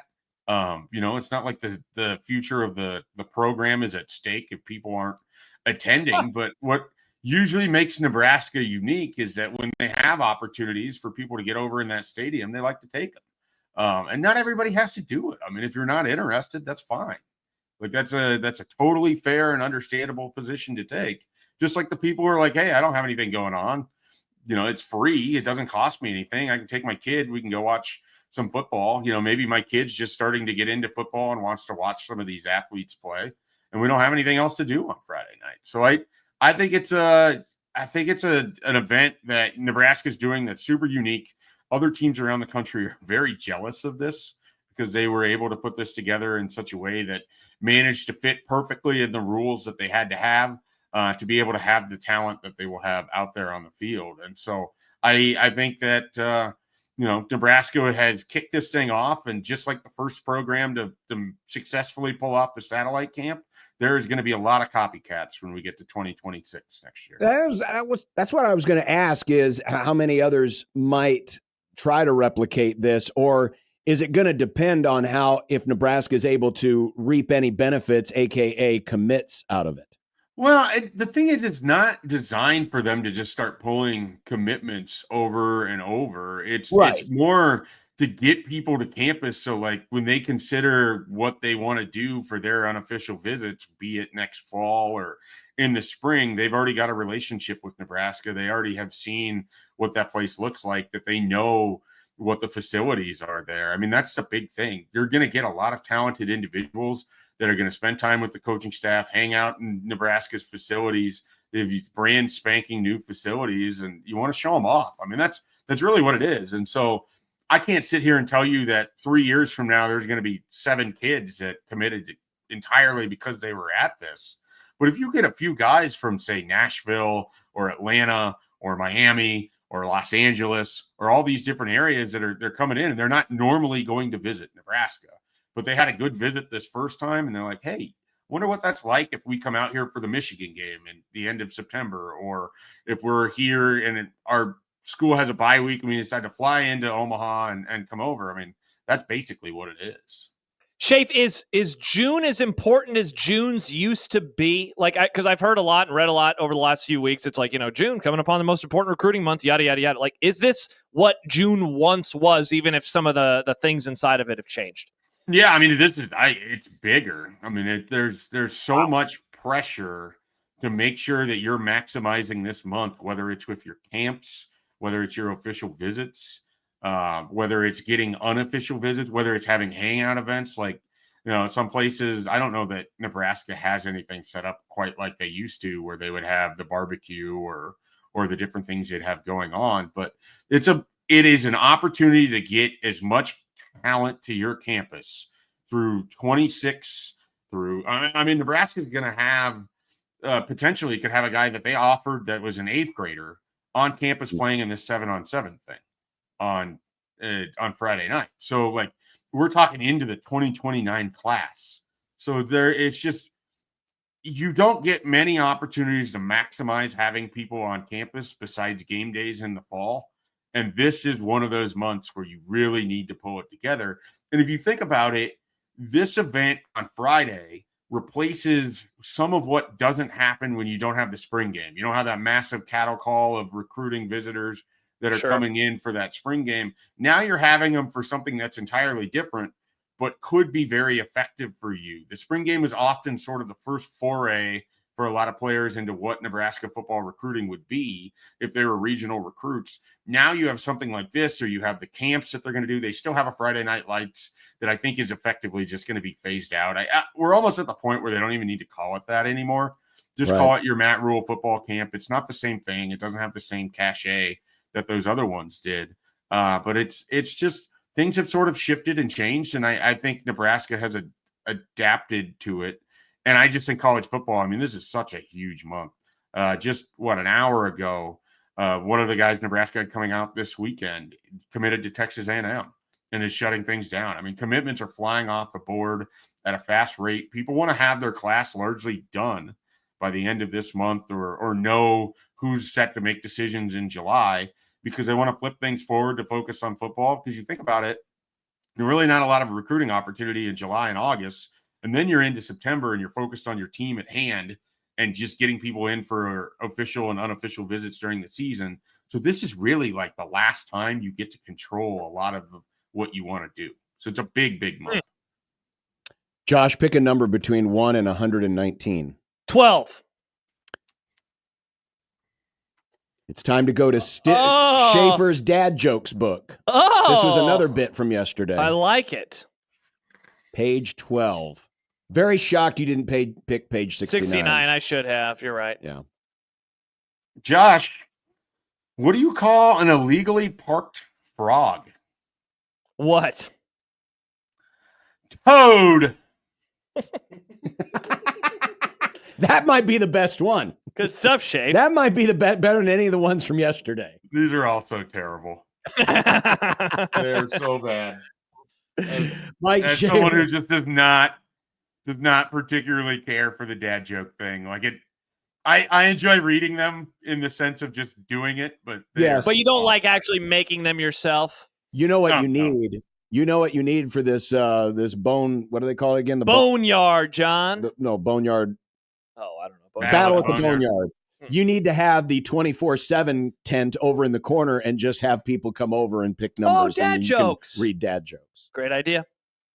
Maybe you could spice up your post-game show with people have their takes, and then you do a dad joke, and then you move into the next commentary. That's another idea. Mm-hmm. Work some of those in there. I like this. Mm-hmm. So Big Red overreaction and dad jokes. I like it. Schaefer, thank you. Well, thanks for having me back on today after our fun yesterday. Yes. Josh, it's good to see you again. I'm Great sorry that seeing you've you, become such an elitist. I've not become an elitist. It's concerning. Every time I talk to somebody about what I like, everyone is always like, "Yeah, that you have great ideas." So I appreciate that. Sounds like a very elitist opinion. All my ideas are great. They usually are. Schaefer, I'll see you Monday. Yes, that sounds good. I'll be back in the I plan to be in studio just like I did yesterday. You're making a delivery to me, I hope. Yeah. I hope to see you in studio.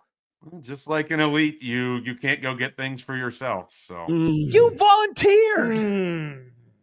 And this is, you know what else is elite about this? You know what he's bringing me? No. Books. Josh needs some books. I need some books. Okay. I bought 4 hardcovers. All right. Schaefer, have a good one. Thanks, Bye, man. Schaefer. Bye, guys. Have a nice Mike Schaefer of Husker 24/7. It appears it's working for you. It's still not working for me. John, I got a response from StreamYard. They reached out to me immediately, and they said, have you tried this? And I tried that, and it was fine. Was it clearing the cache? No. Okay. It was, have you tried saving it as a PDF? So I saved it, the file you sent me, as a PDF. Really? You have to take another extra step. It's one tiny extra step, John. Yeah, but it's a step I didn't have to take before. Wow. Well, seriously. If the football players on Nebraska came up with the excuses that you do for things, they would go 1-11. You can't take one little file save as PDF, switch from. You don't get it. I do. I did it, and it works.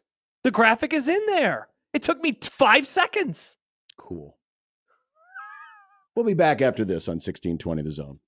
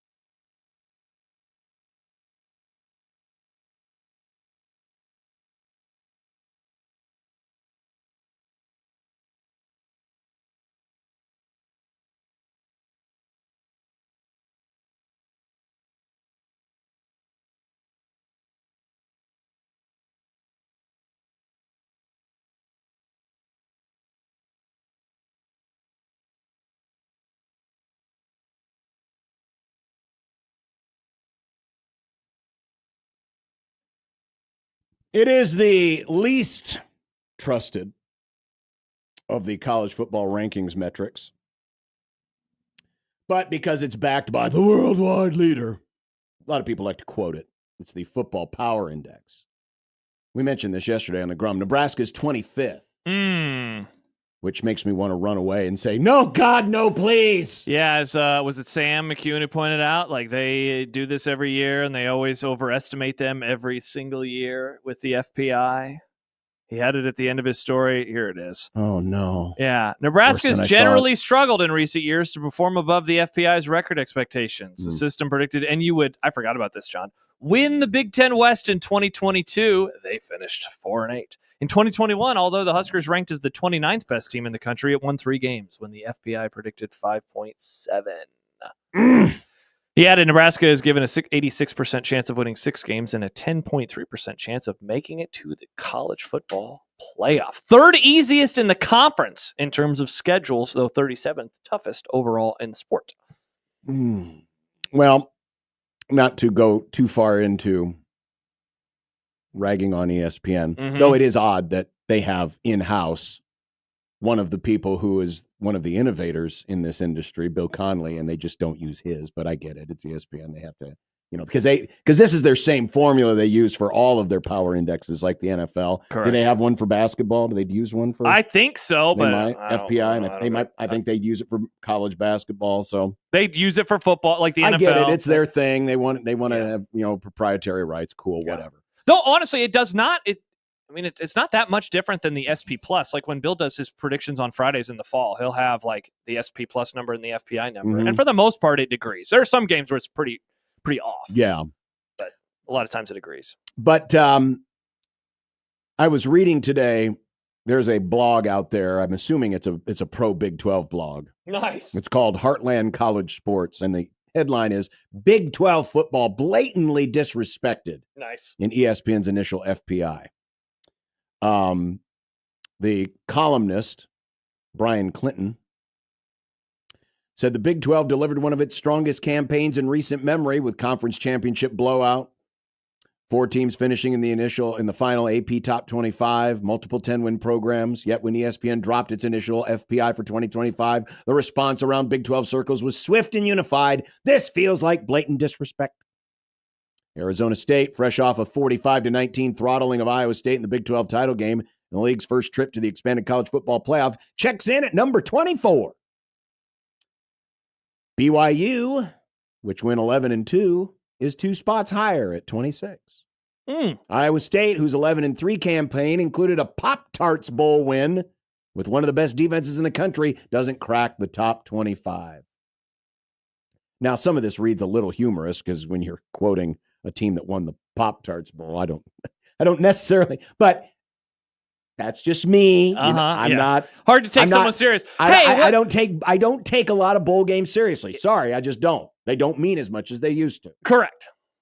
In my view. Yeah. At least in terms of viewing the sport through the lens of this. Yes. Right? Yeah. He writes, Missouri sits above Arizona State.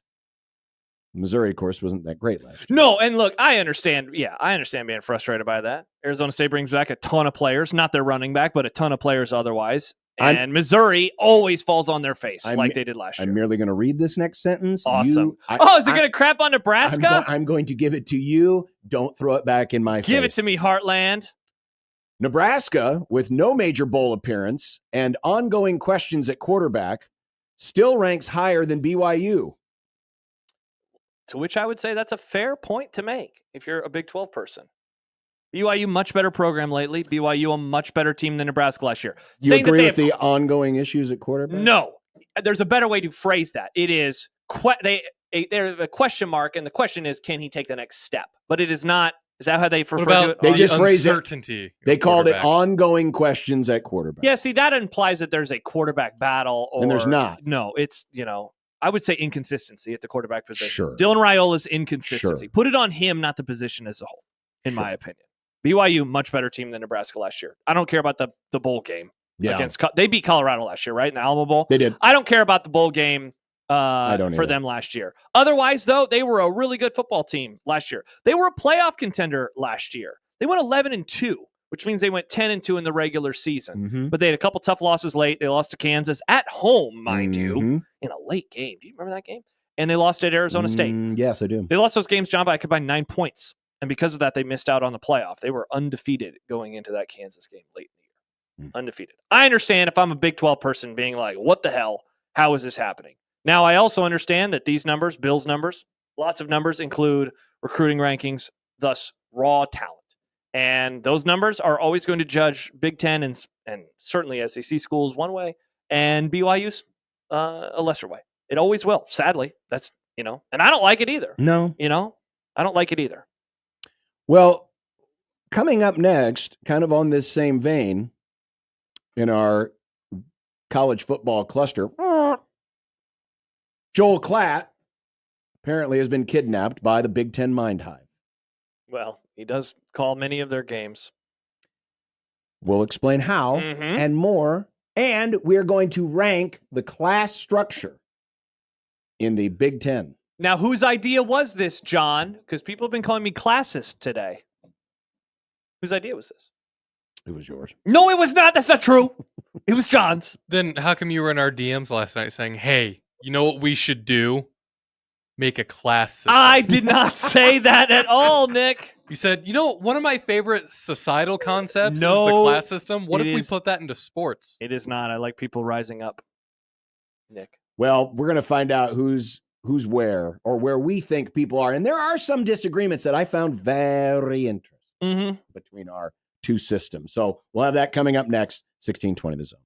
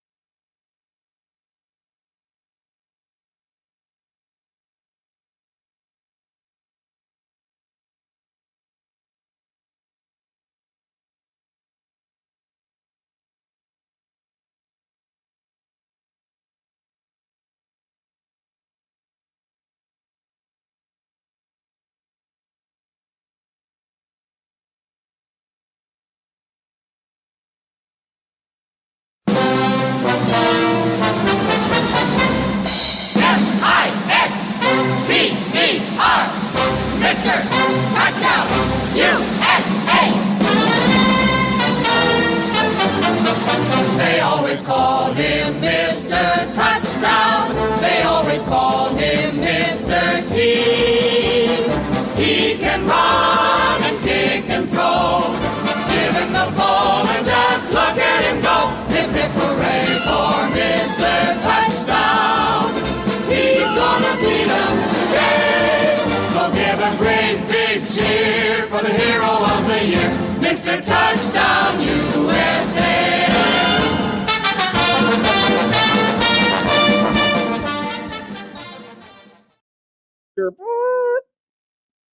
On 1620 The Zone. By the way, real quick aside, everyone's still, well, I shouldn't say everyone, but people inside of college athletics are still in a panic that Judge Wilkins still hasn't done anything about the unsettlement. I didn't read it. I saw a story today that was like about her, like, hey, get to know the judge. Yeah. I was like, I don't want to get to know the judge. I'm fine. My name is Judge. I know we've talked about that issue a lot. Yeah. I've just kind of avoided it all. Yeah, me too. Because it's just like, until it happens, what are we going to do? Yeah. It's not my problem. I'm not going to worry about it. John, I cannot agree with you more on this. But this is my problem. Yes, it is. And this is my quest to stop the Big Ten stupid quota system from taking hold. That's why we call him Johnny Quest. Thank you. Well, it looks like the Big Ten has captured Joel Klatt. Oh, no. Yeah, they've captured Somebody him. save him. Yeah. Is he in carbonite like Han Solo? Now he's allowed to speak. On his recent podcast. And now I with guess, no phone calls. I guess Fox is now like doing written stories again. Remember when FoxSports.com didn't do that? Yes, John, that was the first thing I thought of when Now I they're saw it. It doing was like, check out Joel Klatt's story. And I was like, Joel Klatt wrote a story? What is this? But he is for what Manfred Boy is trying to sell. Manfred's Boy, a.k.a. Tony Petitti. Yeah, the title, Why the 5+11 CFP format fails to meet objectives fans should want. Fans should want. Mm-hmm. He breaks it down 5 different ways, or 6. I think it's 6 different ways. A lot of ways. He says that the reason the 5+11 model fails is because it fails to increase fan base engagement. And he writes, as I've mentioned with some of the previous models they've thrown out there, you'd increase fan base engagement by increasing the probability that your team is playing meaningful games late in the season. In the 5+11 model, we're going to have rankings every week, so we're going to minimize the number of teams that feel like they have a relevant and defined path towards getting in. I mean, okay, so I kind of agree, or I understand one part of the argument. I don't understand another part of the argument.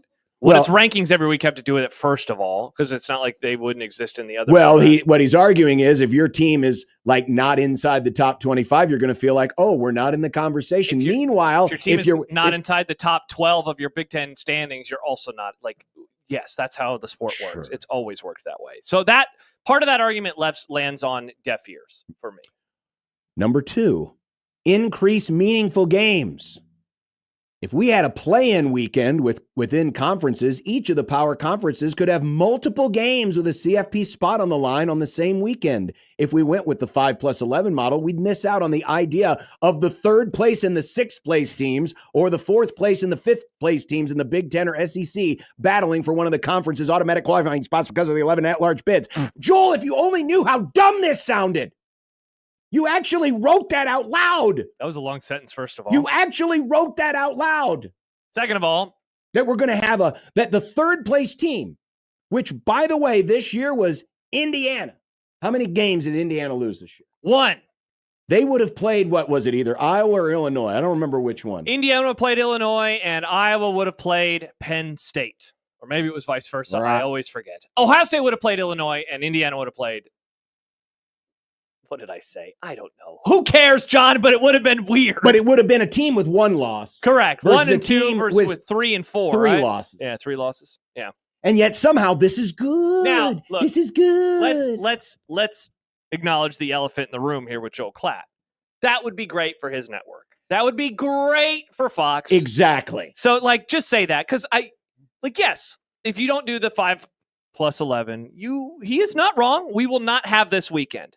there will be other games of note in November that would still very much matter. Yes. Just like there would be in the 4-4, the 4-4 plan. I'm just going to call it that from now on. The 4-4 plan would also have games that matter in November and then get us the conference championship. Don't call it a championship weekend matchups. I cannot argue that. But that is this brand new idea that did not exist until a few months ago. This is not a tradition that we're losing as college football No, we're not fans. losing this. And yes, his network would very much gain from that. The SEC would very much gain from that. I would watch. I'd be very interested. And if Nebraska was playing for one of those spots, it would mean a ton of interest around here. And a great addition of Big Red Overreaction with all those calls, no matter win or lose. I can't argue that while also saying, like, yeah, but that's not the reason to keep it or to go to that. Exactly. And that's the other elephant in the room. Creating these quotables, of which the Big Ten would get 2 of them, and theoretically the SEC, if they chose to do it this way, would get 2 of them. Mm-hmm. Those are playoff games they get to control, where all the money comes back to the conference. Because they'd make a contract with the TV networks. And and I don't care what anybody says, these play-in games are playoff games, just like the NBA's play-in games are playoff games. Yeah, and that's how they'd sell it, and they would get thus a lot and of money. they would for get it. all the money. Yep. They would get all the money. So let before anyone gets on their high horse and says, well, the reason the Big Ten's doing this is to make the SEC go to 9 games. And sure, that is true. But the real reason, the number one reason money for doing this is to create extra playoff games that only the Big Ten gets to control, a.k.a. more money for them. Yep. So this isn't some idealistic thing that they're proposing. Here was the one, though, that I thought, Joel, someone sucked his brain out of his head. Oh, wow. Number 3, You know what? increase Your brain valuable non-conference games. Let me suck your brain. If this sport is solely determined in a boardroom, see, that's his big thing, is he doesn't want any more committee. He doesn't want any more selection committee. The selection committee. If this sport is solely determined in a boardroom and the committee decides who gets into the CFP, we're going to have what's happened already: athletic directors and teams getting rid of valuable non-conference games. Tennessee and Nebraska just called off this series because of this. The future of USC and Notre Dame's rivalry is also in question because of this. When there's a committee involved, the idea is to have as many wins as possible. The best way to get as many wins as possible is to have as easy a schedule as possible. The committee has never really shown a willingness to honor teams for challenging themselves in non-conference play. Wrong. The 5+11 model would fail to protect teams from challenging themselves in the non-conference slate. Obviously, we're going to disagree with him on this. I mean, first of all, Alabama got in over Florida State 2 years ago. They had a tough non-conference game. Florida State, I mean, they were undefeated, and I think they played LSU that year. But they got in, and they had one more loss than them. Like, I disagree, and I'm also not someone who looks at the 4-4 plan and says that's going to give us a guarantee. No, the 4-4 plan guarantees that the non-conference games are meaningless. Yeah, they lose a ton of meaning. A ton of meaning. They would lose all meaning. Well, I won't say that. I won't go as far as all anymore, because if they're bumping it to 16, then you still have 3 wild card spots. And so, but only 2 if Notre Dame gets it. But so does that come down to non-conference scheduling or not? I don't know. But then you're narrowing it down to a few, because most teams are going to do what?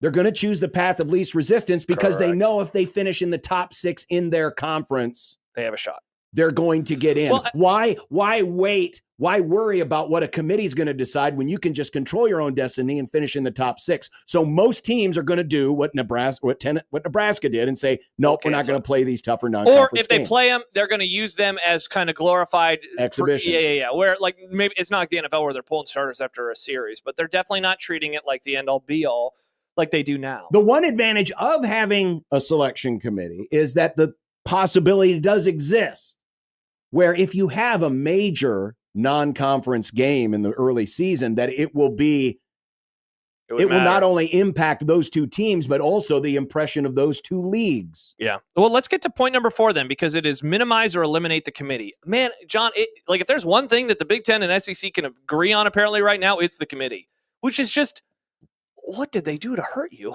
What has the committee done that has and like Klatt's coming at this from a Big Ten perspective for the most part. Oh, but what have 100%. What have they done to offend the sensibilities of the Southeastern Conference? Like, I know I said it last week, but man, there's a part of me that just wishes Bama would have gotten in last year. If it would have kept us from all this incessant whining, like it So why is the Big Ten upset about the committee? What has the Big Ten done to what has the committee done to the Big Ten in recent years? Like, I know you can go to the past and like conference champs from that league missed out on the playoff, but those days are over. Conference champs now get automatic spots. It does feel like a little revisionist history because, and Doctorman wrote about this yesterday, that there were examples of Ohio State getting passed over when they won the Big Ten because they had 2 losses and Alabama only had 1. Mm-hmm.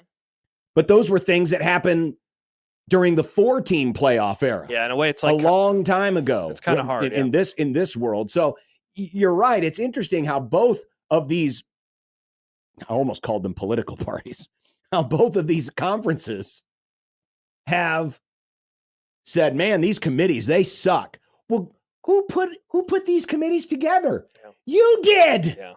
You did. Because you, the SEC and the Big Ten, as well as the other conferences, you chose how the committee was chosen, and you gave them the parameters with which to follow.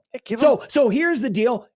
Change, then give them something else. And some people have suggested maybe we go back to at least emphasizing or lifting up the computer polls or the SP pluses of the world. Yeah, sure. And use them as part of the use them as part of the formula. Yeah. If you so distrust human beings. So yeah, I don't understand where this is coming from. I understand exactly where this is coming from. Joel Klatt works for Fox. Fox is in bed with the Big Ten.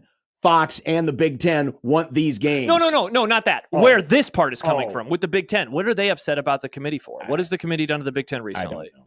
Now, look, number 5, define a clear path. I understand why some people do like the 4-4 plan because it is much more organized and it says get to this spot and you're either in or you're going to play it. I understand because as people, we want to know what is expected of us. Sure. If I reach this, I'm good. If I don't reach this, I got to do better. And if I fall way below it, then I could lose my job. I think we all like that. I mean, it's taking a test. You get a 90, you get an 8. Like, we like parameters. Now, like, I can argue both sides of this because on one hand, I get it. On the other, college football's never been about that. So it's interesting, how often we do or don't want that. I will say this. A clear path is nice, but remember, you're going to have ties. Sure. And you're going to have to try to break those ties with, what is it? Unbalanced schedules. Yeah, if you had division still and it was top 2 in each division were your top 4, or your winners of the divisions were moved on, and then the second and third place teams in the Big Ten West and the Big Ten East played each other, the tiebreaker scenario for that is suddenly a smaller pool of play. We're used to it, and I think it would be fine. Right now, with these unwieldy conferences and the very much unbalanced schedules, it's really hard to do that. So yeah, even that is something for the old time. And let's get to the last one real fast before we go to break. Number 6, keeps more conferences relevant. And he writes, and this is finally when he throws a bone to the ACC and Big 12. I'll be honest, John. I've been reading some stuff on the internet this week. And, for the most part, whenever you and I talk about it, we talk about it from the Big 10 or the SEC perspective. I would be curious as to what the ACC and Big 12 fans want, not what their administrators want, because right now their administrators are saying we want to earn it on the field. But there is this part of me that thinks, would this be better for the ACC and Big 12, the 4-4 plan? Because at least you're getting 2 in. Last year I think the Big 12 would have had 1. The BYU team we were just talking about would have been on the outside looking in behind a bunch of 3-loss teams. And you're exactly right. But this is the biggest problem with the 4-4 plan. It codifies into rules that this league and this league are better than this league and this league. And listen, we can argue until the cows come home. Look at the draft picks. Look at the champions. Look at the this. Look at the that. But when you are codifying into rules that we are here and you are here, that is not done anywhere else in American sports. It's done nowhere else. Now, the committees and the selection folks over the years have made it that way, but at least with a selection committee, there is a chance that someone will say, you're worthy, you should get in. Yeah, and so the question is... But when you codify it into rules and say that this conference is twice as good as this conference because we get this many in and you only get half as many, that is what leads to the ultimate slippery slope of super leagues and basically eradicating some of those other conferences off the face of the earth. And it's interesting because I have seen the argument made in recent days that actually the 5-11 plan is more likely to be the death and destruction of the college football world, because then the SEC would have even more power and they'd get even more teams, and et cetera, et cetera, et cetera. It is so wild how people are viewing either side of this. One side is going to be evil and one is good, or vice versa. I mean, you just almost jokingly compared it to politics, but it very much does feel that way. This side's bad, this side's good. We must fight for this side, otherwise we're going to lose everything we have. Like, I'll hear out ACC or Big 12 fans. I really will if they're like, guys, you're wrong on this, because if it goes 5-11, we ain't going to get any at largest. And so I'd rather have codified in that I'm a lesser person and at least know I'll get 2 than not get it codified but only get 1. I would understand why they would want to make that argument. Yeah. And then and this comes back to something that we talked about a few weeks ago that I think about a lot. What's good for the sport versus what's good for people around here, and how much that matters.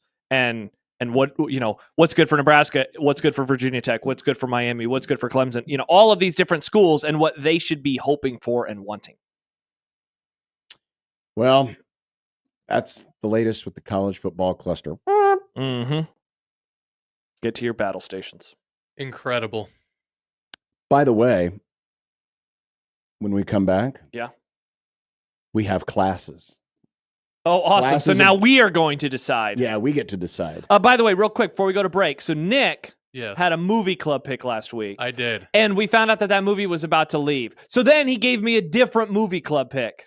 And that one also left the streaming service it's on. Sure did. So now we're doing a different movie again. We are. A third movie has hit the movie club. Yeah. So now we're doing, and thankfully I hadn't watched our movie. Had you watched Crouching Tiger yet? No. Thank God. No, but yep. How is that one leaving? That's a newer movie. What is? So the second one he picked. Crouching Tiger is 24 years old. No, Crouching Tiger was the second movie that you didn't know the first movie that he picked. He had picked a different movie that he gave to me individually, and then that one was leaving. Oh, okay. Then he picked Crouching Tiger. That one left. So now it is a complete unknown on Hulu. Yes. So watch it now before it gets deleted off the internet. It probably. I think I just have a power now. I can just name a movie and then it gets taken off immediately. Mm-hmm. So there you go. So a complete unknown, John. Okay.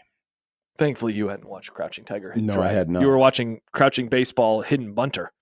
I was watching baseball last night. I was. Yes, See, I know. You were always watching baseball. We love baseball. I enjoy watching baseball. I was watching the Dodgers and the Mets.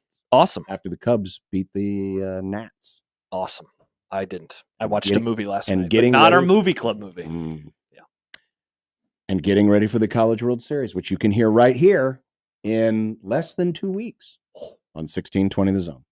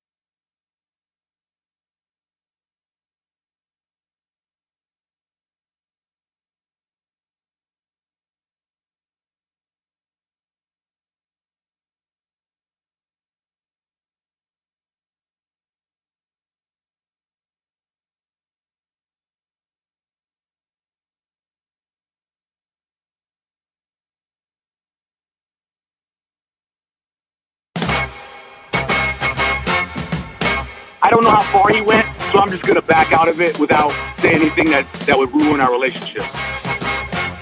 Everything's football brand. We're sitting here in Omaha, Nebraska, talking about college basketball. And there are people employed by your radio station that have been itching to talk about spring practice the last 2 weeks because they think that that's relevant and that's what needs to be talked about in the month of March. Dude, it's football season. It's March. Crimea River. Like, yeah, it's a football conference. Yeah, it's football. They care. Football. Give me all the Kool-Aid for sure.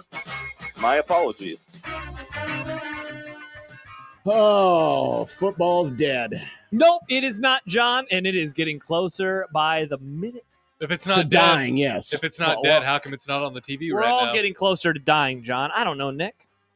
Well, Mr. Football welcomes you to the Jacob Bigelow Memorial Offseason Football Topic of the Day. And I fixed the slideshow issue, too, so I'm just helping everybody out. Well, I mean, they gave you a workaround. It didn't get fixed. It's there, though. Right, but it's a workaround. It's not a fix. Mm. It didn't fix the original problem, but that's not neither near nor here nor there. This is our rankings. We decided to do 5 different classes. An elite class. Interesting, John, your idea. Well, I knew you would react positively. I did say this is a great idea. This is great. Elitism. Yeah. Whenever you say the 1%, you're actually happy about it. Nice, Nick. Nick is happy about it when Josh is happy about it when it's the 1/1,000,000th of a percent. Wow, I wish I were. If I was one of those people, you think I'd be talking to you yahoos That's why every we day? call you Elon Peterson. Nobody calls me that, Nick. Don't put it on Not the to your internet. face. Nice. So there's an elite class. Yeah. There's an upper class. Sure. There's the middle class. There's the lower class. There's the basement. That's a good band. What is, John, what are the parameters that we are working with here? Because I did ask you, are we trying to prognosticate like 5 years down the road? Or are we just looking at the here and now? Well, we're looking at the here and now. With a little bit of past and a little bit of future. But how much you weigh something, I think is important. So I'll just give you my example. When I was looking at this, I was looking at where I see the program, each of the 18 Big Ten programs. All 18 of them. Where I see them now in terms of what they have been recently. Yeah. And what they project to be next season. As in 2025. Yes. Yeah. Not going beyond that. Okay. So it's a little bit of a column A, a little bit of column B. It's probably weighed a little more heavily into what they have been. Yes, that's how I did mine. I did mine in terms of doing a little bit of what you had been, which, as we're going to talk about Michigan, that they present such an interesting kind of test case because some would say, well, then they're obviously elite, right? And neither of us will have them in our elite category. Well, on that subject, here we go with the elite class. So a tiny bit of disagreement. And I'm surprised at the disagreement. Because initially, when I started this exercise, I did have Michigan in this class. And I figured you would have Michigan in this class and that the argument would be over Michigan, not just because Josh Blue favors Michigan, pilled. but I'm not. But just from the purposes of this exercise, unbiased pilled. I almost had Michigan, and then I decided I was going to drop them down. So let's talk Oregon. Okay. Yeah. And for the record, if you're wondering, okay, so who do you guys have? We both have the Buckeyes. I only have Ohio State. And I have the Ducks. My argument for Oregon is that they are coming off of a 13-0 start, a Big Ten championship season, a number 1 overall seed in the playoff, and then, they laid a stink bomb in the college football playoff. But I think if you are in that spot of the sport and there doesn't look to be anything slowing them down, and for me, I don't see, they didn't lose their coach, right, which that's going to come up with Michigan in a moment. They didn't lose their coach. They still have Dan Lanning. They're a great recruiter. They plug the holes that they need, and they entered the league. And, a lot of people would think, oh, West Coast school, yada, yada, yada. They came in, they won. They beat Ohio State in the regular season. They beat Penn State. They beat 3 other marquee programs in the conference, Ohio State, Penn State, and Michigan, all in 2024. Now, Michigan was a lesser version, but they still beat all of them. I mean, they were the number 1 overall seed. Like, I just think they are as elite of a program as you can be without having the ultimate hardware in college football. And that's why I never even considered them. That's wild. You can't be elite unless you win a natty? I don't think so. Because when I was thinking elite of, all right, when this team walks on the field, do I think they have a chance? Do I think they could win the national championship? Yes, because I've seen it. I've seen it with Ohio State. You didn't think that with Oregon, though? No. Really? Only because I haven't really seen it. So a little bit of this is punishing them for their past. You're right on all of the other accounts, all of last year's things, but we've talked about Oregon in this vein before. But again, I think you can be elite without winning a natty. I don't. 4 years ago, you wouldn't have had Georgia as an elite program? Before they won? No. Really? Even though they'd been to a natty and lost, they were often a top 5 team, great recruiter. They were not elite. They would have been considered more than Oregon would have. Really? Well, consider, I mean, what's Oregon been the last 3 years? Last year they were 13-1. The year before they were 12-2. The year before that they were 10-3. They finished 3rd, 6th, and so 15th. those are very good records. There's nothing to sneeze at. It's a real rags to riches story for them. They've been awesome. They're on the doorstep. They are. When a team finally wins their first natty ever, they are going to be the team that does it above anybody else in college football. And you may be right about that, but because that's the only reason. That's the only reason I docked them is because they had not done it. Yeah. And last year they had all of those things, and then what did they do? Laid a giant They did lay a duck giant egg. But, Buckeyes beat everybody last year in the playoffs. They did. So then it moves us to the upper class, to which I have Oregon here. Yeah. And you didn't, but we do agree on the other 2 teams, Penn State and Michigan. So let me ask you this. Penn State has had very good seasons. Penn State this year is considered one of the favorites to win this year. Couldn't you make your same argument that Penn State should have been in the elite class, given what's expected of them this year? No, that's a very fair question, and you're probably right. And so I guess I'm going to use some of your reasoning. I got to see them do it. They don't even win the conference. It's been a decade since they won the Big Ten conference.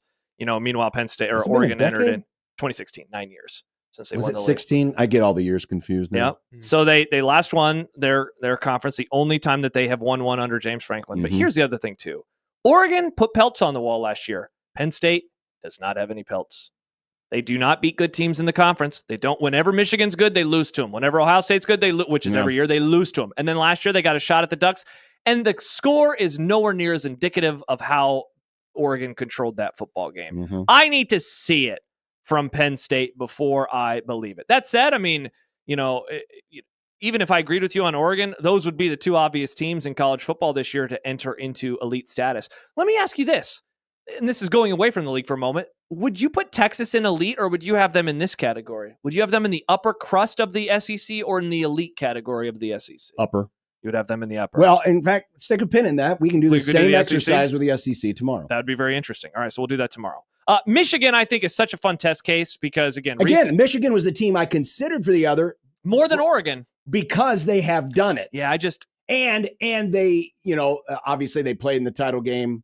2 years ago, 3 years ago, 4 years ago. Exactly. Yeah. So, I mean, it all depends on how much you weigh. I mean, your formula is a little bit different in mine. I think I'm looking a little more forward and you're looking a little more back, right? Yes. Yeah. And so I think Michigan popped back up after many years down, and now I think they're going back down, though they're not going to be as low as they were last year.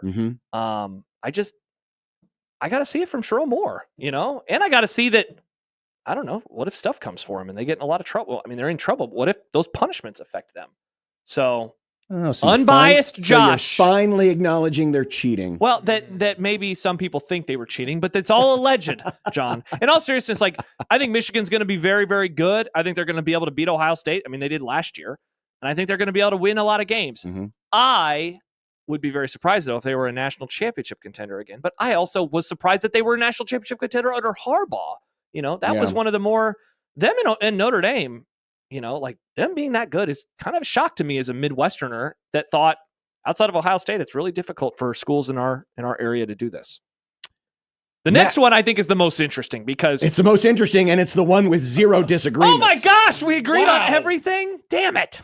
We literally, we're Same talking teams. 9 schools. Wow. 9 schools, and we agree on all 9 in the middle class. I cannot believe let's put a pin in Nebraska. We'll get to them. I can't believe we agreed on Indiana, and I can't believe. What do you think? I almost had Indiana lower.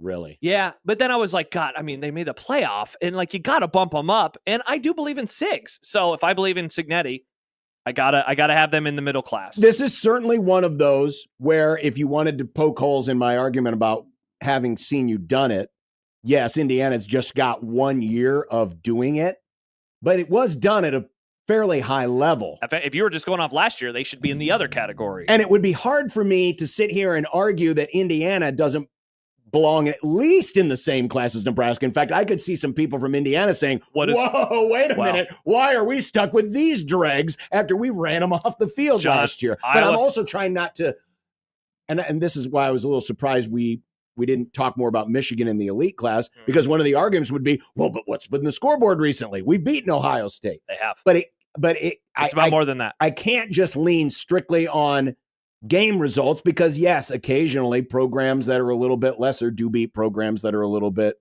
higher. Yeah, and so that's why I bet Iowa fans are actually the most frustrated by this category, because they're saying, why the hell are we in the same category as Nebraska? And that's a very fair question. And hell, I mean, there are a lot. This one was the most difficult because it's like, should I put Wisconsin here still? Do I still believe that Wisconsin is going to be a middle-class type program? This one was actually... Was it your easiest? It was pretty easy. Yeah, it was just... Actually, for me, I mean, I came... Outside of the inner debate I had with Michigan, I didn't really debate a lot of other things. See, I did, because I said, am I giving too much love to Nebraska? If we just, did this exercise with, 10 media members in every other Big Ten locale, how many of them would have Nebraska in the middle class? And so thus are we overrating them? I wonder the same thing about Wisconsin. Illinois, Minnesota, like honestly, all the old Big Ten West schools I think are pretty interesting in here. Michigan State was the one I really struggled with because I don't really know if I believe in them a whole lot moving forward under Jonathan Smith, but they also like the next category, we just get into dregs territory, and I don't think that these schools are dregs category, territory. No. Jimmy says it's hard for me to put Nebraska here, but I get it. It feels weird having Indiana and Nebraska here. So what would you do with one or the other? Would you leave Indiana and drop Nebraska, or would you? I would drop them both to a lower class. But that's the fun part about this discussion. See, I think you're going to disagree with yourself, though, Nick, because when John shows you the next class, you're not going to think that Indiana belongs in there. No. Though a year ago you would have. But, I mean, they just made the playoff. Like, we got to give them some flowers. You do have to give them their flowers. And let's face it, that's the thing about the middle class. Whether it's in societies or in exercises like this, it's usually the largest class. Yeah, because there's just a lot of people in the middle, and I can't look at any of these 9 teams and call them upper class. No. I also can't look at any of those 9 teams and call them lower class. Because that's the next category, right? Now, let's say if Indiana just had a mess season John, last year. what if we do this a year ago? Indiana is in the worst. Or they're at least 1 down for sure. I think they're 2 down, yeah. And so, yes, there's a recency bias? Of course there is. But it's a pretty healthy recency bias because it was a double-digit win team that went to a playoff. Yes, they say that out loud. Indiana football went to the playoff. Indiana last year was not 500. Indiana last year was 11-1. If they were 500, then they would probably be in the next lowest category. But they were 11-1. 11-1, and they made the playoff. Lower class. I have 4 teams: Maryland, Northwestern, UCLA, and the Rutgers. Josh only has 2 of those teams. Yeah, I didn't have Northwestern and I didn't have UCLA. There was actually a first draft of my email to you with my list of teams where I had both of them in this class, actually, in Northwestern and UCLA. I always had Maryland. I always had Rutgers in this one. So those ones are pretty easy. Arguments for Northwestern and UCLA being in the lowest class. I think my Northwestern one is that I just don't buy into them being anywhere near this level on a regular basis moving forward, even though they are only 1 year removed from a surprisingly good year under David Braun. But last year they sucked. I think they finished 4-8. They were not a very good football team. And I do think as we get further away from the Pat Fitzgerald era that we're going to look back and say, wow, that guy, he was doing some weird crap, but he was great. I agree. He was really good. UCLA, I struggled with them because I think that they have capabilities of being a solid program, but they just are so poor and they don't spend much money, and I just kind of worry about them. Though I hear your argument. Whatever your arguments are for either of those teams. You know what my main argument is? I don't LA? see I might have been able to see.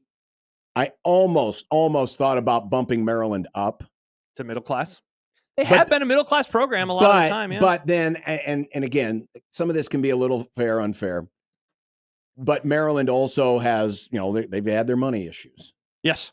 And do I trust them to constantly, be in that conversation? That's the only debate I really had. The honest reason why these teams were separated from the absolute bottom, because as strong as I see Ohio State, I see Purdue as weak. To me, Ohio State is at a level nobody else is at in this league. Yeah. And to me, Purdue is at a low level that nobody else is at in this league. Yeah, that's fair.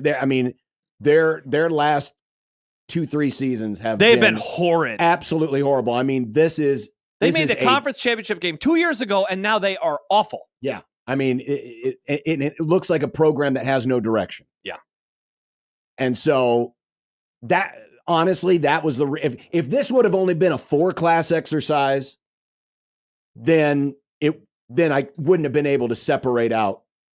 I either wouldn't have been able to separate out Purdue or separate out Ohio State. Max says Ryan Walters really did a number on that program. He definitely did. Now, what do you think of this comment from Joel? Nebraska hasn't had a winning conference record since 2016. They're below middle class and not far from the basement. I mean, yeah. 3-6, 3-6, 3-6, 1-8, 3-5, 3-6, 3-6, 3-6. I guess this brings into question something else as a consideration that I did use, and that is I looked at the support. Yeah, I just mentioned it with UCLA. They're poor. You look at the finances. Yep. You look at the support. Yep. If this were strictly based on record, then it would have been easy. We could have just lined up all the records and just slotted them in thusly. Yeah. But that wouldn't have been as easy an exercise because the Pac-12 schools have only had 1 year of play in the Big Ten. So, and that's not as fun a conversation. When you do a conversation like this, it's what do you all factor? And honestly, one of the reasons why I had lifted Nebraska up into the middle class, some of it based on what I expect them to do next year. The other part of it is, unlike a Purdue, and I'm not saying Purdue is dirt poor or anything. I mean, they do obviously have money. It's a basketball school, though. But it is a basketball school. But Nebraska's had this kind of support and money flowing into the program for a while. Oh, even when they were doing bad. Yes. Bad. Yes. But also, Agreed. Nick, so I understand the point you're making, and to go back to what Joel said, our middle classes are huge, though. Yes. Our middle class mine gets to team number 11 in the rankings, and yours, because you only had, 2 in your previous one, You're right? saying Nebraska's lower middle class is still middle class. Well, yeah, so John has 3 teams combined in the basement, and what was the other Lower one? Lower class. No, 5 combined? Yeah, 5 combined I have teams. 5 combined teams. And I had what? And you have 6 combined team. 5 combined. So we both have 5 combined teams. So that's 18, 17, 16, 15, 14. And so that means that Nebraska, if you want to have them at the lowest of the low and middle class, they would be 13th. Do you know where they finished last year in the Big Ten? 12th. So I actually think that kind of fits. Sure. Though maybe I'm fudging the definition just a little bit. Right. But again, this exercise, things that I weigh might be a little different than what Josh weighs, might be a little different from what you weigh. Yeah. But I'm just giving you my rationale for why I think, because a little bit of this is projecting forward, and a lot of this is looking in the rear view. But there's also the concept of just how well are you supported? Like right now, if push came to shove, if Nebraska needed a new quarterback or needed a new point guard, where are they going? They're going quarterback. Oh, yeah. If Purdue needed a new quarterback or a new point guard, where's Purdue going? Point guard. So some of this is a little bit of punishing Purdue for having different priorities, which is fine. That's not a value judgment. But, I mean, you look at the football program right now, and it's bad. Yeah. It's really, really bad. Happers Meme Guy says Nebraska and Indiana could be considered on the same tier now, but one has been trending down while being called a sleeping giant for 20 years, while the other appears to have awoken support for football and finally hired the right coach. 2 programs trending in opposite directions. I am infinitely curious to see what Indiana football is under the next handful of years. I agree. Their win total is 8.5. So Vegas does not view them as this team that was a flash in the pan and is about to take a huge step back. You know, if they hit the under with 8-4 or the over with 9-3, I mean, that is still way better than Indiana has been throughout the majority of my lifetime. I think that he is a really good coach. I don't think they're going to be a playoff contender very often, you know, but can Nebraska be? Now, this question probably doesn't matter in the grand scheme of things, but if we did this exercise the last year of Frost or the first year of Rule, would Nebraska still be like lower middle class, or how much is the support propping them up, I would have had to. I mean, I would have had to have put them in the lower class level. I mean, it does help that they are coming off of a 7-6 season. Mm-hmm. It really does. It does. You're right, though. If we did this 6-6 with a bowl game, if we're doing this in 2022, let's say it's when they hire Matt Rule. That moment, they came off another 4-8 year, which came off a 3-9 year, which came off 3-5 year. Like they were. I mean, sure. What of all the other things like the financial support, the fan support, all those things are still true. Yes, but it did help. I'll listen if someone is listening from Iowa country or from Northwestern country or wherever and saying we're by. Sure, I can't argue that. Correct. I can't argue that.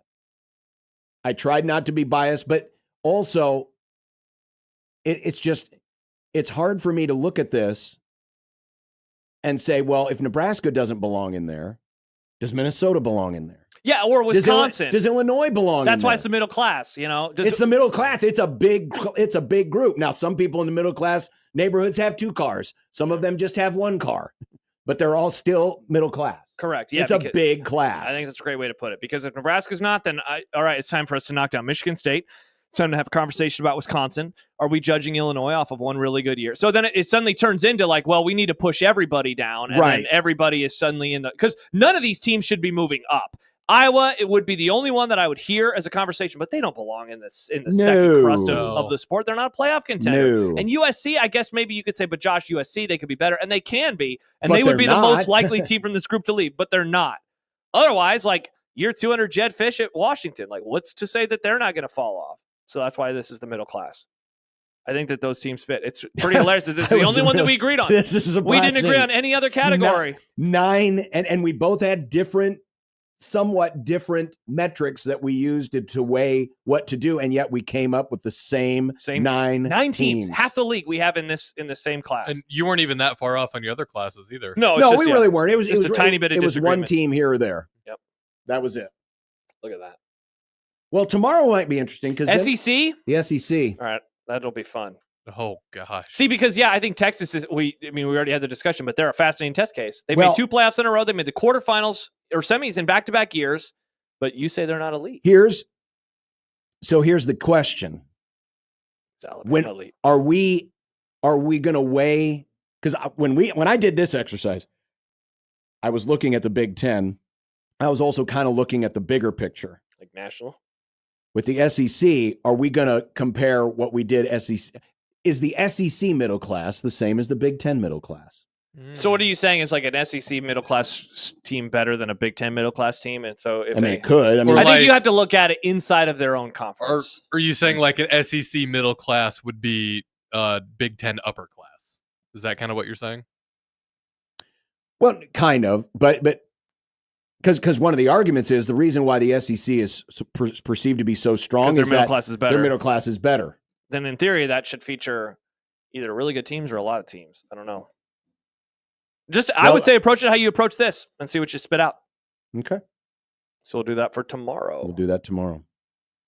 What you can do right now, though, is make a difference by becoming an organ and tissue donor. And how do you do that? Well, next time you renew your driving, hunting, or fishing license, just check that box on the registration. Said, I want to be an organ and tissue donor, because there's so many benefits paying it forward to folks who need bone or skin grafts because of cancer surgery or other traumatic accidents, those who've been through sports injuries, new tendons, donated corneas that can restore the gift of sight, and obviously life-saving organ donation, heart, lungs, liver, kidneys, pancreas, and more. Did you know that one donor could save up to 8 lives? But the best part is, it doesn't matter your age. It doesn't matter your health condition. You can be a donor right up until age 90, 95, or beyond, because everyone can pitch in and help. And it won't cost your family anything after you're gone. And most traditional funeral practices are still possible after a donation. So please consider paying it forward and being an organ and tissue donor today.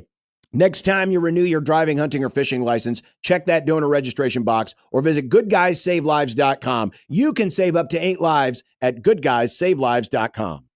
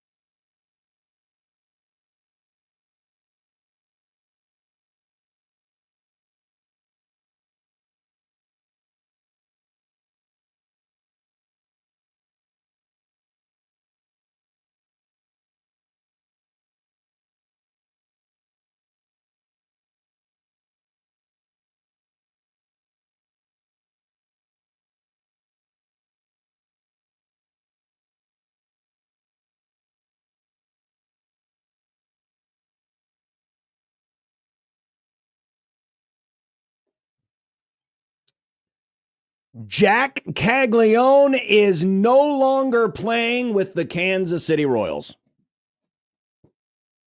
tonight. What? The game has been postponed. Oh! I thought it was because he hit the ball hard, but he never actually got on base, so he didn't hit the ball. Wow. No, the game tonight in St. Louis has been postponed. Rainy? Yeah, it's a little rainy there in St. Louis. Did you see how fast he was hitting balls? I saw the first ball that he made contact with. Yeah. He hit it pretty far. Again, that's cool, but that's the beauty of baseball. Sometimes you can just hit the ball as hard as you can, but it goes right to the fielder. Sometimes you can hit a weak little pop fly and it turns into a double. It's the beauty of baseball. I think one is like 112 miles an hour. Is that good? It's pretty fast. Okay. It's pretty hard. But nice. yeah, no Royals and Cardinals tonight because of weather in St. Louis. Nick? Yes. Do you know what Josh's favorite question was to ask in the locker room? What is your favorite baseball shortstop? What? No. The locker room? You want to see something short? Wow. You want to see something short, honestly? Sure.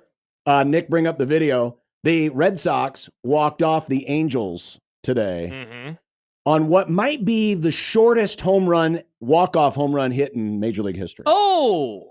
Take a look. With one out. Little opposite field pop-up down the right field line. That one Pesky's pole. Pesky's pole. Good Lord. It literally just escaped next to Pesky's pole, which is... Was that a 292? Is that what it is? They measured the distance at 308 feet, which I still think is a little generous. That's what the StatCast said was 308 feet. Wow. That's wild. I mean, that literally is the looks distance like of the pesky pole? 302. Okay. It looked like a foul ball. It did. It looked like a pop-up. You could have just caught that. Yeah. It's nuts how, because then very quickly, it suddenly turns into close to 400 feet out in because it right just field. juts. Yeah. So, but if you just get the perfect amount of contact on it, you walk off a team and you pick up a win. And this is a team that has been struggling when they're playing in. I mean, they're like the Scott Frost era Huskers right now. If the game is close, the Red Sox usually lose. Yeah. Oh, we should do the class system with MLB teams. Dodgers, the best. There you go. End of story. But are they? Yes, they won the World Series. A lot of teams have won the World Series. But they won the World Series last year.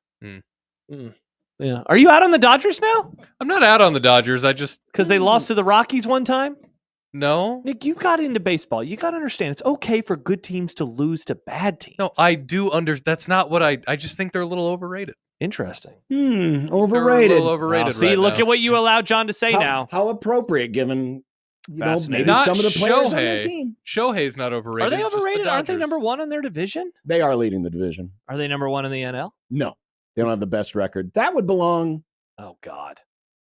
They have the fourth best record. They're only a game and a half back to the Chicago Cubs. Just say it, Yeah, John. John, go. You wipe that smirk off. Wow, your face. Cubs best run differential in all of baseball right now. They do. Meanwhile, Nick, the Dodgers have the fourth best run differential in all of baseball. It would almost say that they're actually playing above what their record says they are, and by the time that the playoffs arrive, they'll be fine. I'm sure they'll be fine in the playoffs. I just, What is their the Cubs? no. 102. The what do they call it? Dodgers? The Pythagorean record. Oh, or the whatever. Pythagorean expectation. I bet the Dodgers is And, more than their. It would be overrated doesn't mean bad. I just think they're a little overrated. So where do you think? Still behind the Chicago Cubs. Where do you think they should be rated? No, gosh, I hate the way that MLB it changes on me all the time. You know what? Yeah, Put they would this on still the be. list. It'd still be a game and a half back That's of what your they are. Chicago Cubs. What, Nick? Dodgers will not make it to the World Series. Okay. That's right, because they're not named the Chicago Cubs. I think they'll make it to the postseason. Well, I don't yeah, think they're of going to course make they it to the will. World Series. Okay. That is crazy. The Cubs are by a half game have the best record in the National I'm surprised you're not more like Kermit the Frog excited Muppet about the June. Cubs right now. It's June. It's June, Nick. It's June. Has that ever stopped him before Yes. about getting excited for the Cubs? I was here during the 2016 season, and he was curmudgeon about that year too. He won the World Series, but and he was basically Last season they did okay, and he was getting crazy. Last year, you didn't make the playoffs. He was getting Cubs derangement syndrome. In April, yes, but that was him doing a bit. Oh. Yeah. Also, it was early in the season, and they were supposed to suck last year. This year's Cubs team's supposed to be good. If it's supposed to be good, John is a little like he enjoyed the 2015 year way more than the 2016 year because they came out of nowhere in 2015. I mean, we do have the best player in the National League by far. Yeah, see, but he's also trolling you. He is trolling. But now you not with that because our best player can play defense. And now you picked against the Dodgers, so now you are John. I'm not. Yeah, because I love You're Gen Shohei. Z John. I love Shohei. LSD Will texts in talking college football in June. Is John okay? Get the rectal thermometer out and check. Nick, we'll let you take care of the most accurate thermometer. We literally talk college football on this show every single day. I dare anybody to find any show in the history of this program's existence. Program, John. That didn't have at least one college football related topic in it. Even yesterday, we were all baseball boys, and John still made us talk about college football. Yeah, because he wants the audience to continue to listen to the radio, Nick. Doesn't want them to turn it off. Maybe our audience needs to be more diverse. Yes, that's always good. Diversity is good. Which means I get to talk except more when Formula Elias One. Josh is on. I like it when the diverse audience wants more football, though. How do you spell Reich again? I don't know. You tell me, Nick. You're the one who knew how to spell it. I love somebody getting in their car right now saying, "What did Nick just ask? What did the Nick over just hit? No, the under actually The hit. under You hit missed a long time You missed the ago. crossover today. It was a really good one. Go back and listen to it. Mhm. You'll hear it Under hit a again in long time December. ago. Very good. Very good. God, the Marlins are bad. I hate them. Are you just looking at the standings I am. now? They're just so stupid. Imagine losing to the 2025 Colorado Rockies. Exactly. It'd be tough. There's no more appropriate team that the Rockies could have swept today. Hokey Skir says the Cubs could go 162-0 and he would still be humdrum.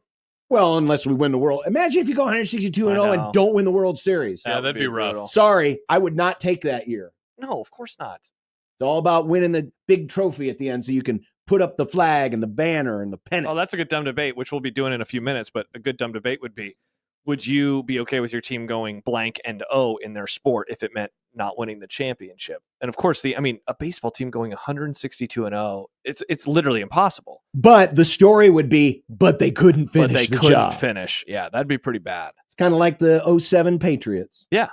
It was wonderful that they couldn't finish the job. I And was now sad they're about just an asterisk. That was a bummer. They could have been a champion, undefeated champion. Instead, they were a loser. And now their coach is at North Carolina, and he's being a freak. He is being a freak. Yeah. Was this thing that you sent us regarding said freak? Is this true? This is what Nick sent us. So I don't know if this guy is. Well, the part about, you just want to read the tweet. So some guy named, I don't know. Is it true? Well, I know that she was at the stadium in 2021, so that part is true. Okay. How old is Bill Belichick right now? Well, let's look in up. 2021 he would have been 69. Nice. Okay, that part is true. So he would have been 69. Mm-hmm. She is how old right now? Well, she was she's 24? 23, I thought, or 23. So I guess it depends on her birthday. But there was a tweet that said, so this is true, because I actually heard Pablo Torre talking about this. They scrubbed through all of this footage of Gillette Stadium or Field or whatever it's called. The obsession here is a little weird. I but love go this ahead. story. I know you do. And they found Jordan Hudson was at Patriots games in Bill Belichick's suite or reserve seats, whatever it was, in 2021. Oh. That's the Mac Jones playoff year. This isn't even like total drop off. They're a playoff team that year. Now they got rocked by the Bills, but they still made the playoffs. True. And so the tweet was, that means that Belichick was 69 and she was 19. Because the reporting does say that they apparently met when she was a 19-year-old person. Are you out on this story? Are you done with the story? It's not.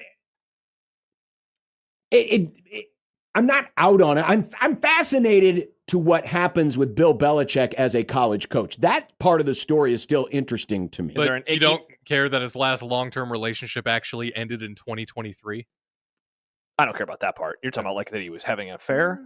There's some overlap is all. Sure. That's not what's interesting to me. But famous people having affairs. I mean, unfamous people, John. There's so many. I want to know what they talk about. I just want to know what that is. So what is. But just the weird obsession that people have. I mean, Pablo Torre is making a career out of this now. Yeah. Shout out to that guy. of just creeping on creepyism. But is he creeping or is he being a journalist? Well, I mean, because I would say you don't. How important is this? I guess would be my next question. I would make an argument it's very important because is this what North Carolina signed up for? Because here'd be the argument that I would make. Okay. Do you think that Bill Belichick is in his prime right now? As Oh, a of coach? course not. Okay. Of course not. Do you think that his girlfriend is having a negative? Is in her prime? No, I'm not asking that. Do you think that Jordan Hudson is having an impact, positive or negative, and obviously I'm asking negative, on Bill Belichick as a figurehead of a public university? Because if you don't think she is, then I would say... That's okay, so you're saying is she having an impact not on his ability to... Are you saying she's having an impact on his ability to do his job? To do his job, to run his program.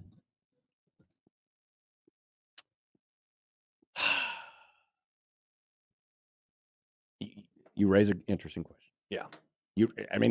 I would say I don't know. It's a valid question. I don't know. So my argument would be she definitely is. And I don't know how that wouldn't be a huge story because of who he is. It's one thing, like I get that people get very uncomfortable when you start talking about personal lives, right? Like there's a reason that you and I never touched that story. No. We never, the only stuff that we said about Frost was when we made fun of the don't talk about his family bit. We never talked about anything else, though. Which I raised as a red flag day one. You did. Shout out to you. This is not, I don't like this look. So we never touched any of the crap that surrounded him. The alleged extramarital stuff. Correct. So we never talked about any of that. Didn't. But I also cannot say that had an impact on his job or not because, again, I'm not going to touch that story. She is involved with the Belichick apparatus in front of or behind the camera with North Carolina. So that's why I think that this is actually, I'm not going to say it's the most important journalistic story ever. I do think it matters, though, because the guy's lost his fastball. And the guy who was do your job, no distractions is like suddenly the distraction. If Bill Belichick... That is true. So he's wearing button-up shirts now. And he's wearing button-up shirts. If he had a player in 2016 that had this stuff going on, he would cut him. Like from the team or? Yeah, he banned Alex Guerrero from the Patriots facility. And that guy was just feeding Tom Brady weird fruit. Yeah. I guess, yeah. Weird fruit. He was anti-strawberry. Well, fair. Interesting. I guess I get why it's relevant, all of those things that you said. I guess to me, it's the going back through all the tapes at the stadium to see when did they meet. And I guess if you want to find out was he technically going out with a minor? Well, yeah, I mean, I'm guessing some of it was that, It could be.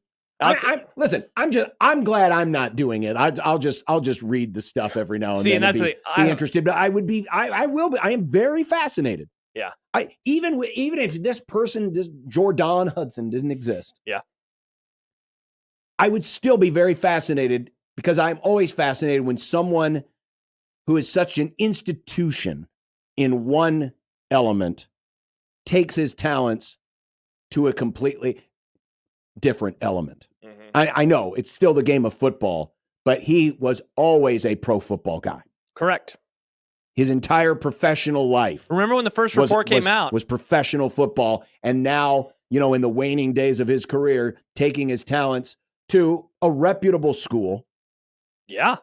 And trying to bring his NFL style to North Carolina. That part of it was always going to be fascinating to me. Now, all of this other stuff it's kind of, tabloid, National Enquirer type stuff. But I guess I see all the points you made are valid. Yeah. It's relevant. Yeah. And so that's why, when Dave says dumb debate, which aspects makes this something so many people want to talk about? A, his career, B, her looks, C, the age gap, D, other. So for a lot of people, it is her and what she looks like and like the idea of old guy with attractive girlfriend. Me, I don't care about that part of the story. That is the lowest thing for me. For me, it is how his career seems to kind of be falling apart before our eyes. Well, to me, the interesting thing is how it's been kind of her behavior. If she was just a person and didn't have all these other interests and wasn't so close to influencing him on, the interview he did with CBS and some of the other stuff, if she was just his girlfriend, but didn't make any headlines beyond that, this story wouldn't be nearly as interesting. Correct. But because she has taken on such an aggressive part of his life, and they have been so coy in how this whole thing started and how they operate, that is what has made it weird. 100%. Or more weird. I mean, it's always going to be odd, and I don't mean to judge, but it's always going to be weird when someone in his 70s is dating someone in their 20s. That's not the first time it's ever happened. It's though, not right? the first, but old guys date young women all the time. Like, again, to me, Sure. that's not the interesting part of the story. The interesting part of the story is how she seems to be running a lot of the operation. correct. And how he was always about no distractions, do your job. So that's the other huge thing. Is like that place was maniacal in the no distractions. And that Tom Brady left, remember, and he went to Tampa, and suddenly it was like, whoa, Tom Brady, he's a weirdo, but he has a personality. Like, where was this all these years? It's because he was in New England, and they didn't put up with that stuff. And and that's a part of this too, right? Belichick, Kraft, Brady, and how they went their separate ways, and they're all fighting for the credit that they feel like is due. Yes. And you know what? I think who's come out looking best in this is Brady, not just because he won a Super Bowl, but I mean, as bad as he's been on television, he doesn't seem to be like, it was me, like Kraft and Belichick are, or at least they're trying to be, I agree. Kraft and Belichick have tried to do a lot more of trying to nudge their way back into the spotlight. But at the end of the day, it's always going to be about what? The player. Tom Brady. Because he's the one that's throwing the football. He's the one that's scoring the touchdowns, and I always find it odd when owners try to get too hands-on. Oh, interesting. Yeah, I wouldn't know what that's like. I know. Tom Brady is like the Paul McCartney. It's like that era of the Patriots were the Beatles. Mm-hmm. You know how everybody's like, oh, they're all good together. Then they split up, and then they weren't as good together. Except Paul was still pretty good. George was pretty good. George was good. Yeah. John was good until his untimely demise. Yeah, honestly, I'm pretty successful. As long as John wasn't having to deal with Yoko. I mean, that's what I always heard about from like Beatles heads is like they were great together, but once they split they up, were it definitely wasn't better as- than they were separate. But they all had good careers even outside of it. I mean, Ringo. Except for Ringo. But like George's first album was awesome, I mean, Paul McCartney's still playing in front of huge crowds. I understand what you mean, though. Yeah. No. Yeah. But yeah, Kraft's looking terrible. Belichick's looking terrible. I will say this is all making me way interested in this season in a way that I don't think I even was. I was excited like you, like, oh, this will be fun. NFL guy becomes a college coach, but now I'm like, wow, is this going to be a train wreck or are they going to be fine? Is the biggest letdown that they do really, really well? No, the biggest letdown would be if they're like just mid, like 7-5, 8-4, and it's Well, just. I don't know. Then maybe we debate them some more. I don't know because I think it'd be fun if they went 11-1 or 1-11. Because if they were mid, listen, if they're anything but great, any negative mark against their name is going to. Well, I wonder what would have happened if she wouldn't have been involved. Sure, that's true. I think anytime Carolina slips up next year, there's going to be some blame cast on all of this stuff. Mm-hmm. That's true. Is there distractions? How much is she affecting the team? Like so Taylor Swift And Travis their Kelce. first game is on Labor Day Monday night. Like they're going to be in front of a primetime audience with the whole country watching, and that'll be a story. And the cameras at some point will find her in the stand. Well, that'll be another interesting aspect. How the television networks how touch it. much will the television network touch it? Mm-hmm. That's a good point. Because do they want to be involved in the salaciousness of it all? Or are they going to try to stay away so that they don't become part of the story too? Great question. I don't know. Yeah, I bet they show her, but they try not to talk about her very much because it will make them all uncomfortable. And I'm guessing the networks don't want it either. Depends on the network. I mean, they might want it because it's it is a talking point, but remember, they're also doing a broadcast because they are a partner with the ACC. Yeah, so they're not trying to make anybody look bad. Correct. And they want to have a good relationship with Bill because they're going to be doing a lot of his games. That's why maybe Big Noon has the most interesting one because if they get the UCF game in week 4, they're not doing any other North Carolina games. They can kind of approach it a different way because they don't have to have a relationship with him. I'm kind of interested to see how she'll react to everything because she really seems to like being in the spotlight. But also, don't talk about that, though. Right. Don't talk about it. Mm-hmm. It will be fascinating. Well, coming up next. Dumb debates, John. We have dumb debates. Dumb debates. Are you Yeah, okay? I'll save this for tomorrow. Oh, no. What happened now? Oh, Ryan Day wants his 4 playoffs. Oh, So it's happening. The Big Ten folks have finally woken up. Yeah, we gotta advocate for our stupid idea. Oh. Yep. Here we go. Incredible. It'll never. But not until be, then, but dumb debate. Yes, that's stupid. This is only dumb. Nice. 16-20 the zone.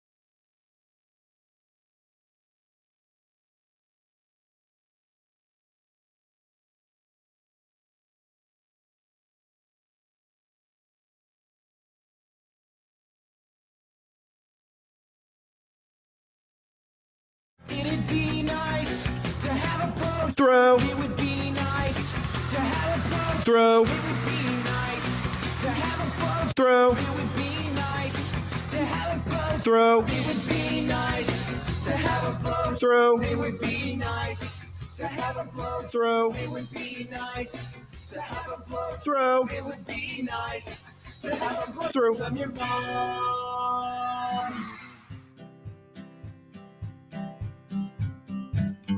Listeners are not to, we did anyway, dumb debating. John's computer sucks, Macs are the only way, dumb debating. Fullbacks are running backs, hamburger steaks. Josh is too dumb to eat a cupcake. Mailing a base. Does John like Nebraska or Creighton? Just three radio hosts on air, dumb debating.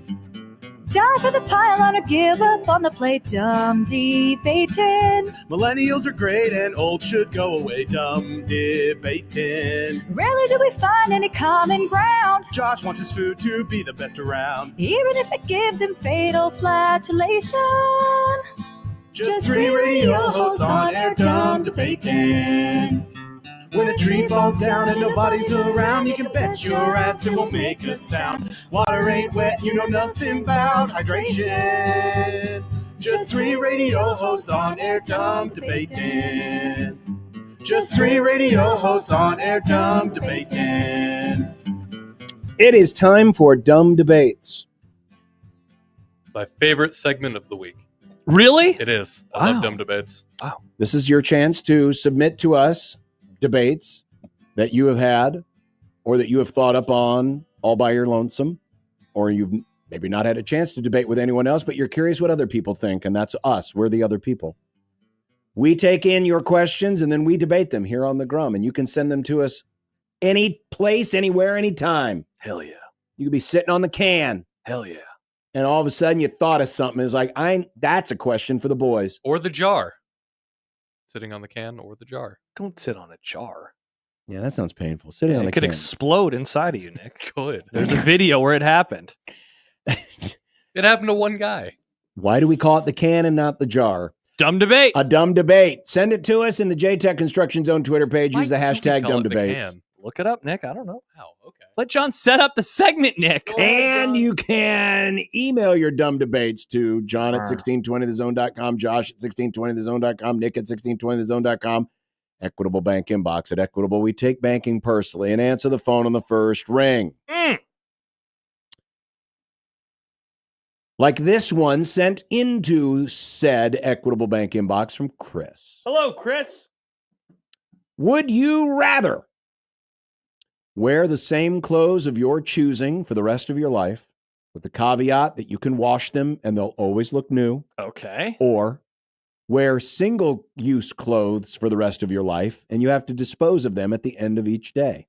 And am I paying for the new clothes for every day? I don't know.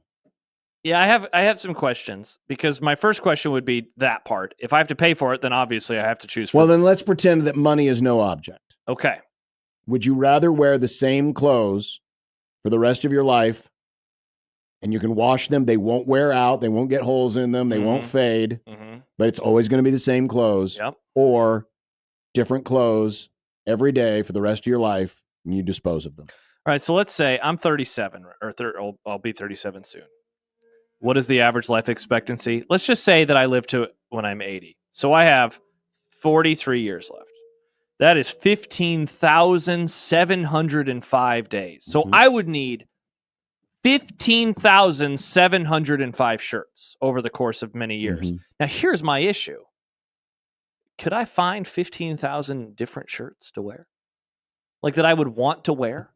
You know? I mean, eventually, are there that many shirts? I mean, I guess you could have infinite numbers of that exact same shirt that you're wearing now, Josh, is just different colors. I guess that's true. Okay, so if we can do different colors, then what you got to do is find a style of shirt that you like. Like if you like Henleys, or you like shirts with like just a little pocket right there. Yeah.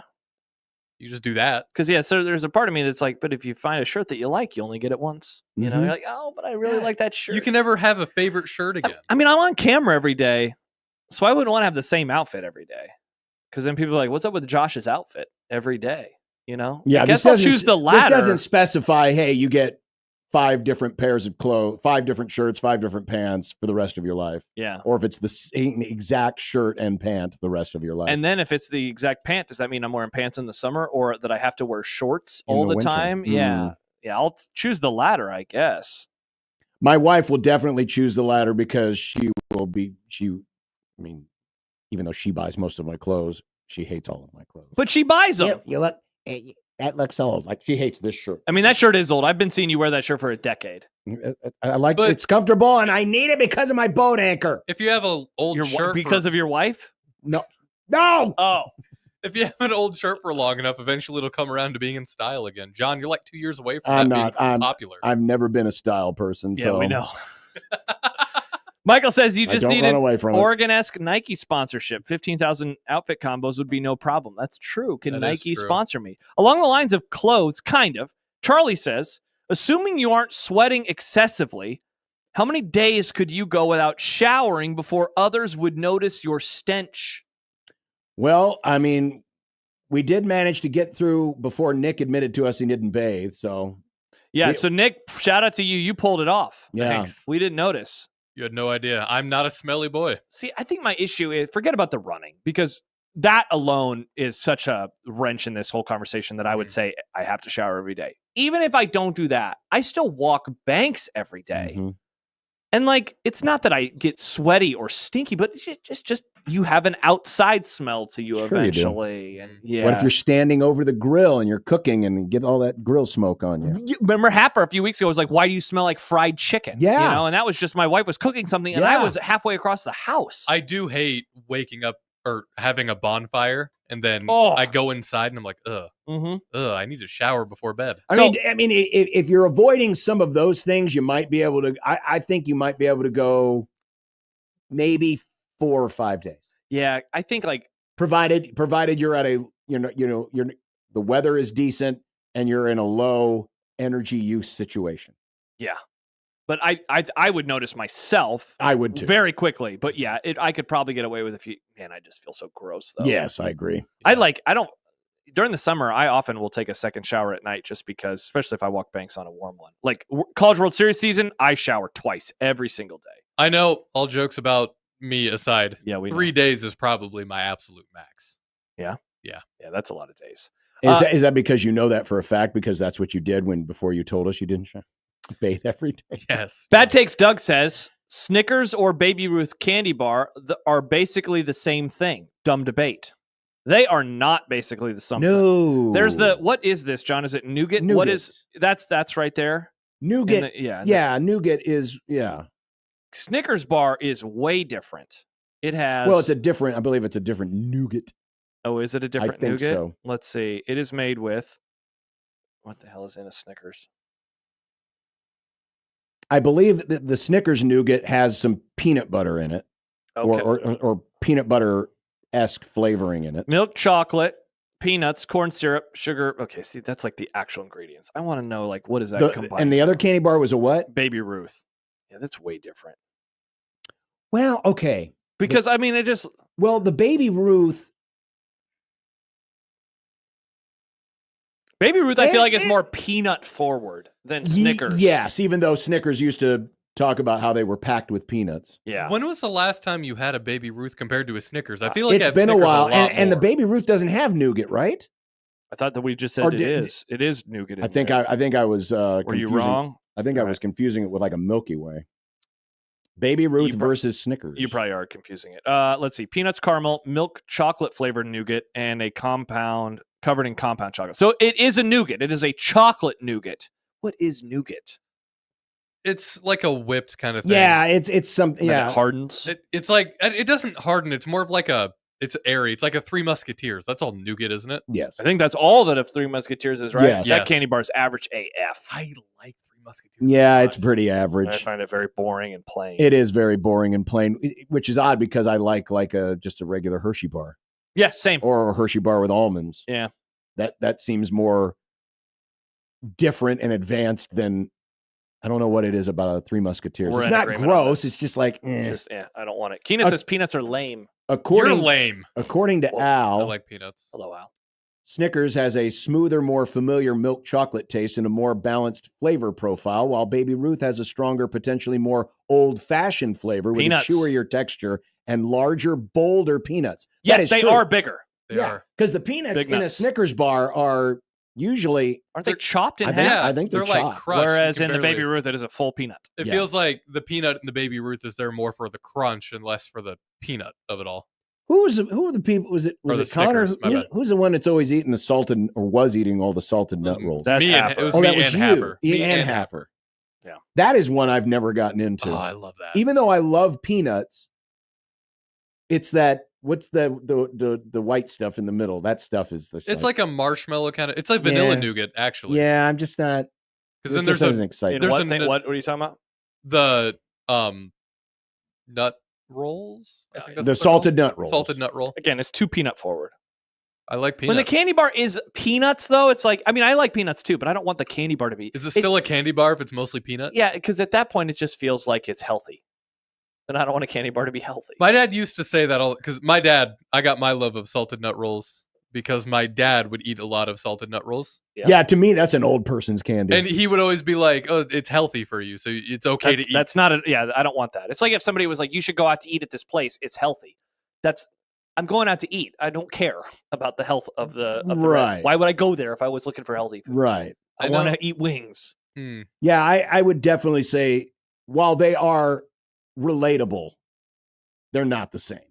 No. If I took a blindfolded bite of a Snickers and a blindfolded bite of a Baby Ruth, it's very different. Yeah, you could tell. I feel like There's something about it. There's something I almost want to call it. There's something sassy about a Snickers bar. There's Poll no better question, word. is a Snickers bar sassy? That's a great poll question. Yeah, but I it feel is. like- There's just like, and I was never a big Snickers person until I was an adult. Really? How I didn't come? eat Snickers when I was a kid. I didn't eat Butterfinger when I was a kid. Really? I love Butterfinger now. I went through a there you go. Butterfinger phase when I was a kid, but I'm kind of over it now. I'm mostly Reese's or bust at this point. Wow. Or Three Musketeers. Although I kind of want to get a Baby Ruth tonight because I think Snickers might be too caramel forward too. Well, there's definitely more caramel. Yeah, I don't absolutely. like caramel. What? I don't dislike it. I also am not jazzed about it. I don't like how like stringy and sticky it is. It always seems to get everywhere all the time. Interesting. I've heard that a lot. Like if I had a choice, because a turtle fudge sundae is got caramel in it. Mm-hmm. You give me a choice between that and a peanut butter parfait. Peanut butter all day long, baby. Absolutely. Let's see. Jordan writes, Snickers greater than Milky Way, greater than Three Musketeers. I think that's a very good ranking of those. Oh, three that's candy bars. yeah, that is a very accurate ranking. What are you gonna? I mean, I'm ranking Three Musketeers above both of those. Wow. Wow. That might be your worst take. I really like Three Musketeers. It's just something. It's not like it it's not. It doesn't taste bad. There's just something about it that's just like, eh. See, and to me, Mid. it feels like Yes. it feels like an actual candy bar. It doesn't have anything like no caramel, no peanuts. It's just a candy bar. It's a solid candy bar. Candy bar. Like I'm craving some candy. I want that. I know that's candy. You know what's overrated? What? Oh, Reese's. I don't even know if it's Reese's. overrated because I don't know if many people eat it. Not a big fan of the Mr. Good bar. I do not remember the last time is I that- had a Mr. Enjoy the Good bar. peanuts, enjoy the chocolate, but it's just there's It something seems like in a the candy taste. bar from a time machine. It's just does. Hershey's with peanuts. Yeah. Yeah. That's okay. The Hershey's with almonds is much better than the Mr. Good bar. I like almonds though. I don't dislike peanuts. I don't want them but in my candy. There's just something about the. I think the Mr. Good bar would be better if they didn't have as many peanuts. A lot of peanuts. Keena says I had a 100 grand today. Underrated candy bar. I always liked 100 grand. 100 grand's awesome. You're out on that, Nick? I'm not out on it, but I'm not super in on it. Well, it's a lot of caramel. Oh, that's I mean, true. yeah, actually, Caramel's fair. all in the middle there. I mean, it's a crunch bar with caramel. I liked the years where Reese's started doing all sorts of offshoots of their candy bar. Fast Break. Dude, I love Fast Break. Fast Break. The Reese's sticks are really good. Yeah, I What think was it's Fast Break? I don't remember. It that. is. You can get it right now. It's But like I don't. What is it? It's like a chocolate bar with like peanut butter nougat. Yeah, it looks like that. Yeah, it's really good. I don't even. In know other what's words, all it's a in it. Snicker. It's a Reese's version of a But- Snickers bar. Yes, exactly. I think is what they were. It's like, hey, do you like Oh. peanut butter? Here you go. But it here's a kinda little bit tastes more better. of that in a Snickers. It kind of tastes better. I like it. Yeah, I haven't had a Fast Break in a while, but I was a big fan. I just had one last week. BRJLA 1979 writes on YouTube, Three Musketeers lacks Riz. I like that. That's pretty good. Lacks Riz. I have a sports one. Okay. All right. So you can bring back any dead franchise in any sport. Two, I guess, if we Can want I to just keep things murder a even. franchise? The Florida Marlins. Nice. Oh, sorry. You can bring back one or I guess two if we want to make it even. Oh, I see what you're franchises. saying. Which ones would they be? Or it be? Whatever you want to do. Seattle Supersonics in the NBA. Who else would I bring back? That's my pick. I don't need to make it even. I don't care. Is there a hockey team? I said Seattle Supersonics. The Hartford Whalers. They have a team, don't they? Doesn't Hartford have a team again? No, they moved to Carolina. But aren't there now the Hartford Whalers No. again? Well, they might be a minor league team, but then not the NHL. Hartford does not have an NHL team. Who's the team that came back? Oh, the Jets, the Winnipeg Jets came My back. bad. Yeah. Yeah, the That's a Hartford good Whalers, pick, John. Hartford Whalers had a great logo. I'm not fond necessarily of Hartford or Connecticut, but I loved the logo. They're in Carolina now. Yeah, they're the Carolina Hurricanes. That's a great pick. Maybe the Dave hits it. The Frankfurt Steamrollers of the old NFL. I'm in on Dave's pick. Kansas City / Omaha Kings of the NBA. Boom. We got an NBA team in Omaha. Let's go. That would rock. Can you imagine the fighting around here to see who would be the voice of the Omaha Kansas City Kings? Would they have Kansas City local announcers and Omaha local announcers? I have no idea.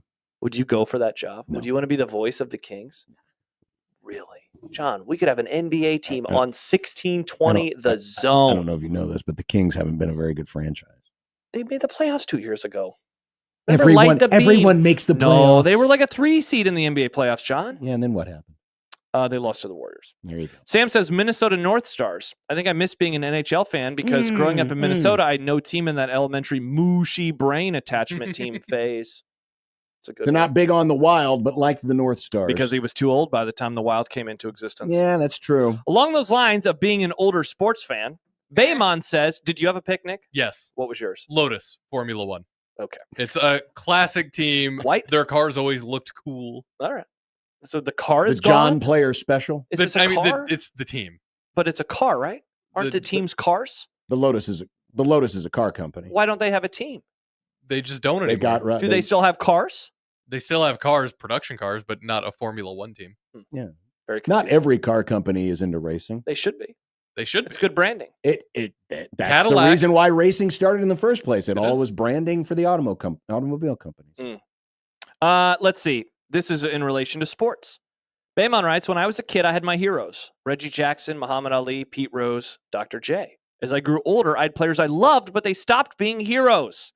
At what age, if any, should you stop considering athletes heroes and they should be players you might love or root for, but not idolize? Probably when you get into college. Oh, I was going to say teenager. See, and No, I it's close. I think it's when you start to be either the same age or older than the players of that sport. Oh, wow. So it takes a while then. But Well, what if you're into like pro bowling where you got a lot of middle-aged guys? That guy's my hero. I think you could have a bowling hero if you're in your 30s and that guy's 52. That's what I'm saying, though. That's a sport that usually has a lot of older athletes. So I could still say today, Nick, that LeBron is my hero. You could if you I wanted. wouldn't say it, but I'm an adult. Okay. I'm 36. Yeah, I think it's when you grow up, when you get out of, when you become an Very least adult. when you go to college. When you become an adult. Yeah, like when you go to college and suddenly you're taking classes with these players. Yeah. And you realize they're not, yeah, they're really that's the what I'm heroes you saying. thought they Joe were. Gans is my hero. See, but I'm 18 at that point, Nick, not 30. Well, but your favorite sport is college football, so you're the same age or older than college football players. Yeah. I guess that's true. But I don't have, but then all heroes went away. But I don't think I ever referred to any athlete as a hero. Yeah, I don't. That seems like more of an old timey thing. But what about like looked up to? Yeah, I mean, it's more. I want to be them. I want to emulate them. To me, it was always about just they were my favorite. Yes. Yeah. I just like them and I root for them. By the way, on that subject, yeah. Those of you who are into NASCAR, even if you're not, okay, the Earnhardt documentary on Prime. I really need to watch It's a 4-part. good? It's very good. I have not watched the last one yet because it's probably the one that's going to make me very sad. Spoiler alert. Spoiler alert, he dies. What? I love I love Dale Jr. But it's a Why very don't you watch it then? it's I really don't want to good. be sad. It's really good though because it opens up on because he had a very complicated relationship with his kids. He did. Very He much was a so. jerk, right? No, and he wasn't absentee, but he was very at times could be very distant. Yeah, and the tragedy was he got a lot closer with Dale Jr. right before the end. Yeah. That's too bad. You ever see that ESPN movie with Barry Pepper? Yes. I did. Yeah. 3. Yeah, it was okay. Barry like that Pepper. movie a It's lot. wild that he played Dale Earnhardt and looked like Dale Earnhardt, and he also played Roger Maris in '61, and he looked like Roger Maris. It is interesting, isn't it? Yeah. Sam writes, we had lots of middle-aged listeners where Scott Frost was clearly their hero deep into the 2020s. That's fair. we did. Yeah, that's true. Do we have time for one more? Sure, why not? I saw this in the fun bag from Drew McGarry, friend of the Grum. This was one of the readers, Will. Behind the fun bag. What is one thing you wish you could experience again for the first time? Now, obviously, some people would say, sex. That was the first thing Drew mentioned. But then he moved on from that. I got one, kind of maybe not. I don't know if it's a deep cut, but more of a fun one. And you and Happer will probably get a little triggered. I would love to try bacon for the first time. Because I obviously had it when I was a baby or a child. I love bacon. I always love bacon. Can you imagine never having bacon and then getting to try it now? It'd be like never having a burger with cheese on it. Yeah, and when I finally had one, I was like, whoa, this is pretty good. I mean, I love bacon. I hear what you're saying. Ooh, Max has a good one. But I guess to me, the first thing I thought of was watching the Cubs win the World Series again. That was fun for the first time. Because, that was something like, and then you got up the next morning, it's like, hey, we won the World Series. And then you get up the next day, hey, we won the World Series. And I would love to wake up. And it lasts now it doesn't last forever. Yeah. But I mean, that was fun. So I also thought about watching The Sopranos for the first time. Max says Breaking Bad. Pick a great show, and Breaking Bad was a great show. Shawshank Redemption. I still remember when I finished that thing, and this is the greatest movie I've ever seen in my entire life. It's funny. I love that movie. The first time I saw Shawshank, because I had never had any desire to see it. Because it was during my time where I just didn't see a lot of movies. Movieless John. But I was doing one of those Harris Lab studies where you stay overnight, and it felt like you were stuck there, and it felt like a prison stay. And so they had the community movies. People sat in the auditorium and they watched, and that movie was on, and it was like there was literally nothing else to do. And so I just sat down and watched this movie, and I was like, wow, this is a really great movie. I wonder what it would have been like to experience it in an environment where I didn't feel like I was trapped. Where the only reason I watched the movie was because it was the only thing to do. It is kind of a cruel thing for them to play that movie during that study, isn't it? Right. And I mean, I don't mean to make it you just felt trapped because you had to stay there. Right. And you had to eat at certain times, and you had to always go in and get poked and get blood drawn. And it was, I hated it. See, and I went in, I'm thankfully with no hype. I saw it. My parents owned it, and I said, hey, is this any good? And my dad was like, yeah, you should watch it. I was like, all right. And then I watched it. I was like, holy crap, this is amazing. But I do wonder how I would have taken in how that movie would have landed with me if I'd had watched it in a different environment for the first time. Wow, how about this from Sam? Driving alone and buying a hot dog at the gas station because I could the day I got my driver's license on my 16th birthday. Wow. That feeling of freedom for the first time. That's a good one. Mine, you guys will laugh at me for, and Formula totally won't get at all. Yeah. The video game Skyrim. Yeah, I don't. That's cool, Nick. Skyrim. I still remember playing Call of Duty. It is. I still play that game all the time now. It's one of the best games ever made. And experiencing it for the first time, stepping out of the cave and being like, I can go to that mountain if I wanted to. Nothing's going to stop me. I could just do that. That was such a new concept in video games back then. Just the scale of it all and how it was. You do whatever you want. It was awesome. Or San Andreas, I guess. That was a really fun I remember playing Grand Theft Auto 4 or whatever, 3 or 4 for the first time. I was like, whoa, this is sweet. And then you run over a bunch of people. And it was the first time you realized, oh, I can murder people with impunity. Correct, John, because it's a video It was game. like some people had sexual awakenings watching music videos. You had a murder awakening playing Grand Theft Auto. Maybe. There you go. There's dumb debates. When we come back, we were talking earlier about the 511 versus the 4-4 plan, and we got a message from a listener that says we're getting we're getting a bag thrown over our heads, is I think how I'm to understand this tweet. Oh, okay. So we can So we're being expand on kidnapped. that. I think so. On 1620 The Zone.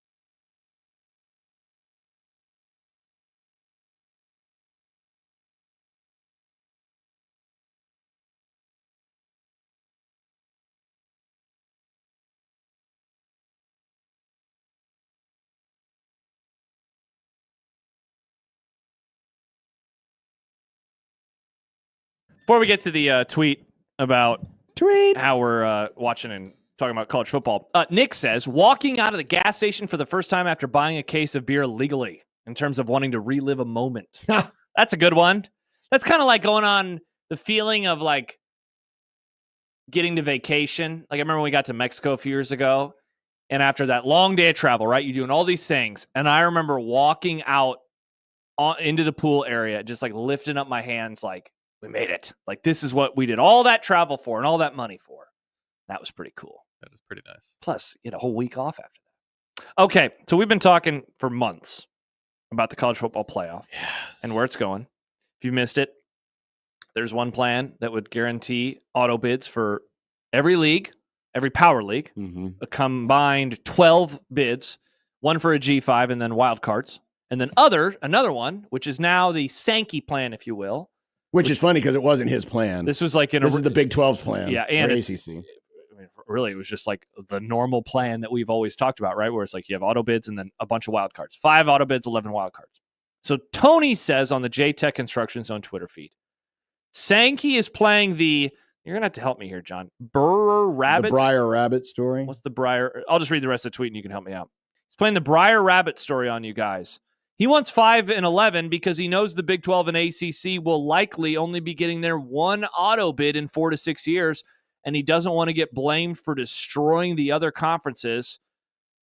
And then he adds, the multiple AQs keep those smaller conferences more relevant for longer if they guarantee 2 and a chance at 3. What's the Briar? Well, the Briar Rabbit is it's basically someone who he's tricking you. Okay. He's tricking. So he's pulling a fast one on us. Well, this is Tony, this is where you were wrong. Sankey's not doing anything because A, this isn't his plan. And B, but he is putting his weight behind it. Oh, he's putting his weight behind it. But my objection to the Big Ten's plan has always been and always will be the quotas. And ultimately, it takes us one step closer to the death of college sports as I see it, where basically 2 leagues run the world and they kill everybody else. Because the quota plan from the Big Ten literally puts it into rule. We're better than you are. And while we can all sit here and argue, well, of course that league's better than that league, which is better than that league.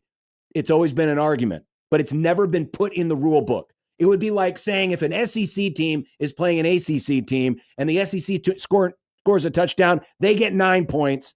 But if the ACC scores a touchdown, they get 3. You're putting it into the rules.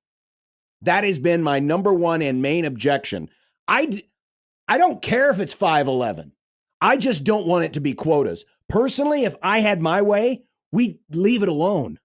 It would be the 12 teams that we had last year with the seeding that they have now adjusted. Yeah. I would leave that alone and let's see how it plays out. I'll be fine with 4 again before we go to 4-4-2-2-1-1-1. I'll go back to the damn BCS. I would go back to the polls before the 4-4-2-2-1-1-1. That's how much I can't stand it. So this has nothing to do with Sankey and what he necessarily wants, because really the argument that the Big Ten and the SEC are having right now isn't over the playoff. It's over the number of conference games. The Big Ten wants them to play 9. The SEC is like, well, but we don't want to go that far unless we get some assurances. So that's really the argument between those 2 leagues. It's about the number of conference games Which is that they so play. annoying. It's not really even about the playoff system. It's not even about the playoff system. It's so annoying. And I think personally, the SEC they would still be supporting the 4-4-2-2-1-1-1 if it weren't for all of the public backlash. And really what I think the SEC is doing right now is they're reading they're sticking their finger in the wind and they're seeing that the wind is blowing in a certain direction and they're going with the wind. I can the see Big that. Ten is against the wind. Everyone else is with it. And the SEC, that's why they changed their minds. Maybe. I mean, I could see that, but I could also see them saying like this would be better for us because we'd probably get more teams. And that may be true. Because they've always been a believer. And Sankey will remind you of this every time he speaks. I would have been okay. I was fine with 4. I was fine with 4. Because you know why? They got 2 teams in a lot. Mm-hmm. More than any other conference did. They got 2 teams in. Yeah. And so I think he was okay with that. And so I think he looks at their model and he looks at their conference games and he says, I mean, last year they would have had 6 in a 16-team playoff. That's true. With no qualification parameters beyond a conference champ gets in. They would have had 5 wild cards. Alabama, South Carolina, Ole Miss. Ole right? Miss, yep, Would have and been then Texas and Tennessee. Tennessee, along with Georgia. So I think he looks at that. You know, you're probably right though. You know, he looks at the Big Ten and they're floundering, and nobody seems to like this. I would wonder if Nebraska was a Big 12 team still, and let's say that they're a top 5-ish team often in the Big 12. They don't have the drop off like they do. I wonder what they would want. You know, and I know that then suddenly everything is different. But yeah, if it's like, would you want to quote unquote earn it on the field, or do you like the idea of 2 auto bids in a league that feels floundering? I would like to think, just simply because even though the expectations have changed, Nebraskans have always thought of themselves as a certain way, that they would not allow themselves to be cast in a league that is now told you're lesser than us. It's one thing, again, argument, which league is better, but it's another when you put it in the rule book that this league gets twice as many bids as you do. Mm-hmm. I would like to think that if Nebraska were, let's say, Colorado today, we're in the Big 12, and we're playing in that league, I would like to think that most Nebraskans would look at this and say, hell no, this is ridiculous, because they also would believe, hey, we can earn it on the field. Yeah, well, and that's what why I would like to think, but I don't know, because we don't know. Yeah, and we often don't talk about this story from the Nebraska perspective, and thus we don't really hear from Nebraska fans of, like, do you actually like this? Because it would mean you got to be top 6, you know, because that seems way more doable than top 2.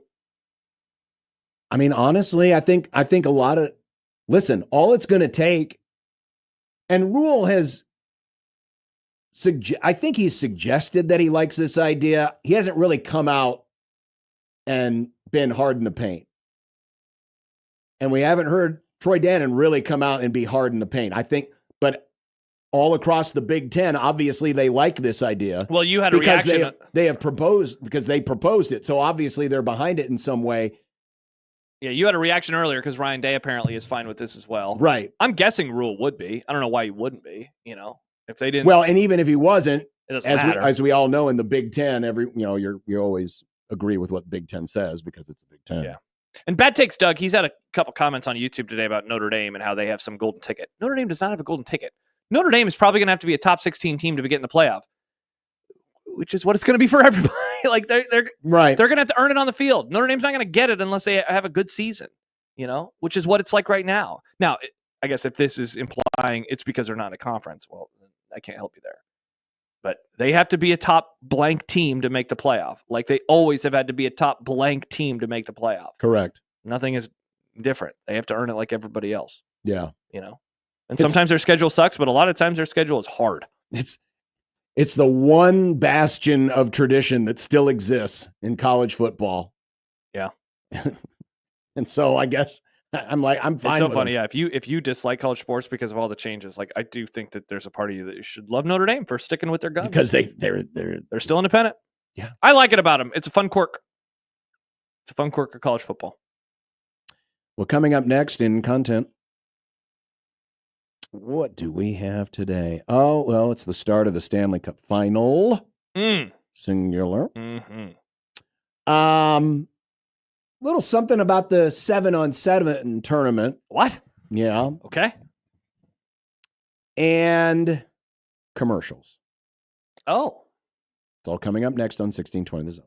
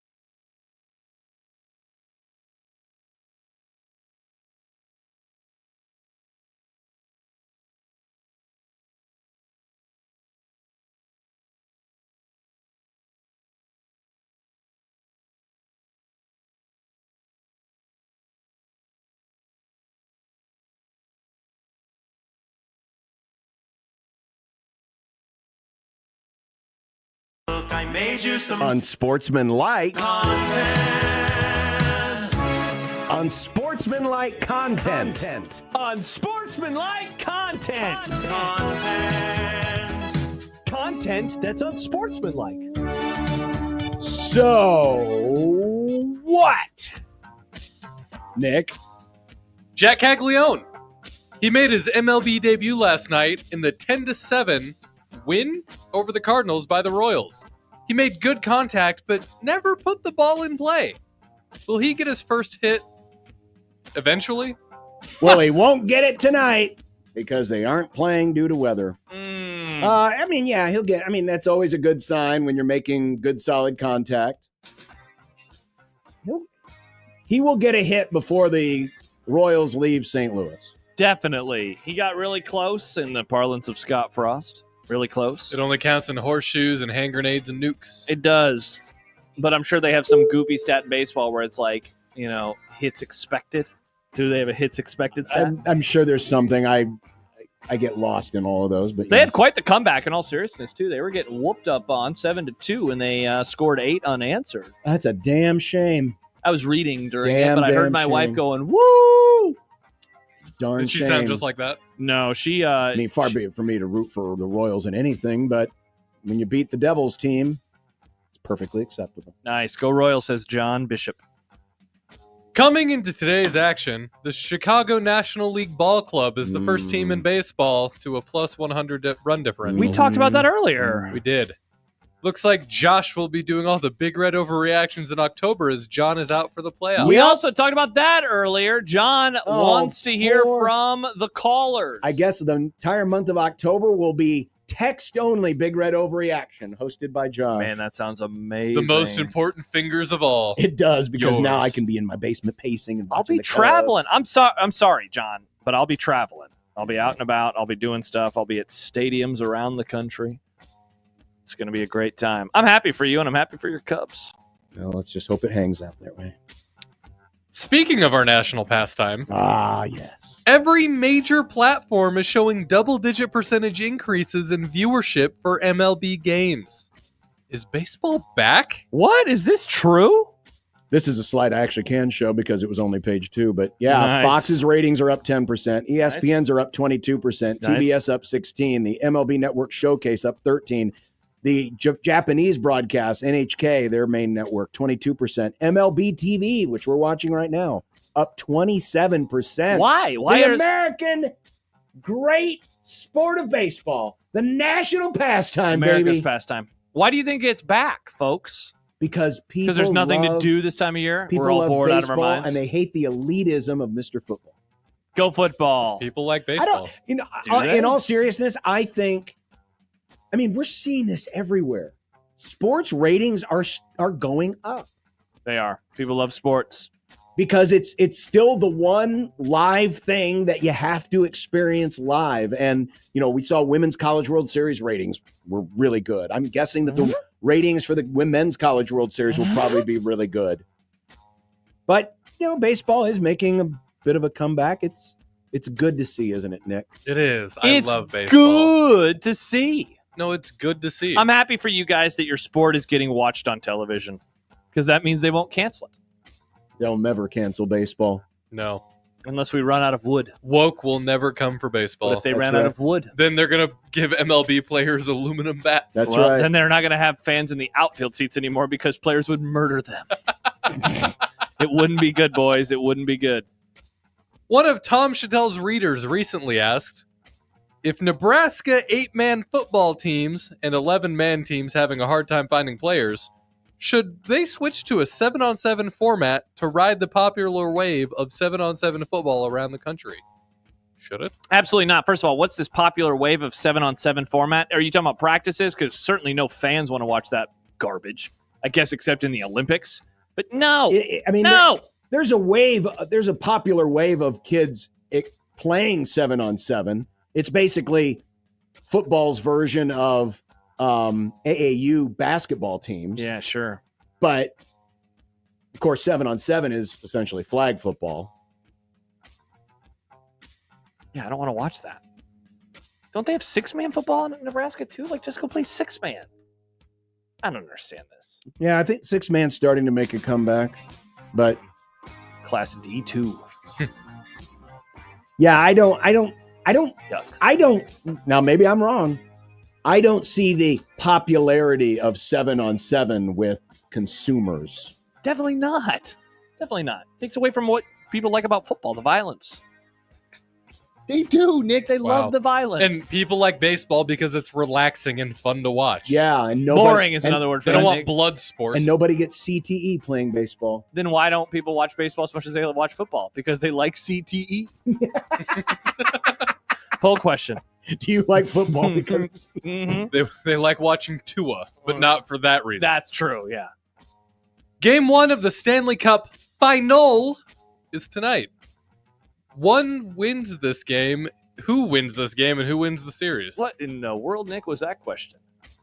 Typed poorly. No, who wins game 1? Oh, crap. It did say one-win game. Gah! Yeah. John, you idiot. Josh, don't look at me. It's Nick's copy. Nick, you're a moron. Give me Edmonton Oilers. Edmonton Oilers. Edmonton Oilers. Edmonton has the Oilers, the greatest hockey team. Go. They take the puck from goal to goal like no one's ever seen. Go Edmonton. They win the series in 6. They win tonight's game. Oh, man, it's going to be so great. All those Canadians will be happy from one Canadian coast to the other Canadian coast. Mm-hmm. They'll be eating their Tim Hortons donuts and their the syrup, the stuff, the fries with the cheese and the gravy, poutine. Yuck. And drinking their Molsons and celebrating the greatness of Canadian hockey. Go Edmonton. That sounds fun. Go Canada, says John. Mm-hmm. Go Edmonton Oilers. Speaking of the finals, where's the hype for these two series? Is the lack of big markets taking the fun out of the finals? Talking about the NBA? Both. Well, I thought this is what you wanted, John. Small market basketball teams. You always tell me you want the non-big brands, and you got it. You should be jacked. Listen, I am equally as excited for this year as I am in every other year. Not. I mean, you're too busy, honestly. I would wonder if when you're suddenly not doing College World Series stuff anymore, will there ever be a tiny uptick in interest for you for the NBA Finals? Or I guess you'll probably wonder because I'll have Chicago Cubs baseball. I'll give you a little bit of why the NBA. I think there's a lack of excitement beyond the small markets. I think people are worried the series is going to suck. I think the Thunder look great. Yeah, you could be right. And they could run the Pacers off the floor. Why is the hockey one? I mean, it's a Canada team, which always has a little less excitement in America, but the bigger reason is a Florida team. People don't like the final in hockey to have warm weather clubs. Even though they play indoors and the ice is still cold. Bingo, but there's just something about, I don't want Florida to win. Now, if they're playing the Rangers, I'd be like, I'd be cool with either team winning. But because it's the Panthers, I don't like that. You know, the Avalanche, I'd be fine, though they're in the West as well as Edmonton. So I think it's that. I think it also hurts that we got so many days off between the games. I realize they can only do so much because if series had gone longer than usual, than they did, I should say. But I do think having the big gap between games, it takes some of the momentum because it went from being there was a playoff game in either sport every night. And then now it's like, oh, we're taking a week off. Yep. That didn't help either. Are there any objections to me skipping to the last one? Feel free, Nick. Have you seen this? Have you heard about this? AMC theaters are going to run more commercials before movies begin. How annoying is this? I mean, for a person who maybe goes to a movie theater once or twice a year. Boys trip, baby. It doesn't make as big a difference. And I noticed the last few times, there's a lot of commercials. There are. As long as the movie starts 20 minutes after the scheduled time, I'm okay. If that starts dipping higher, because I feel like you always have a 20-minute buffer, right? Yeah, especially if you're going to a movie like the Mission Impossible, which is 3 hours long. Yeah. It better be. And that was. Now, what was interesting, and this didn't bother me, but I wonder if it did others, there was the usual commercials before about game time, movie time, and then it was trailers, but they finished with one more commercial right before the movie. See, but I don't care as long as it's 20 minutes after the scheduled start time. That's what I care about. Are we getting close, because these movies seem to be getting longer and longer, are we getting closer to bringing back intermissions? Well, there was a movie last year called The Brutalist that did have an intermission. Right. Yeah. But I'm just saying For more all in movies? general. Oh, man, that'd be wild.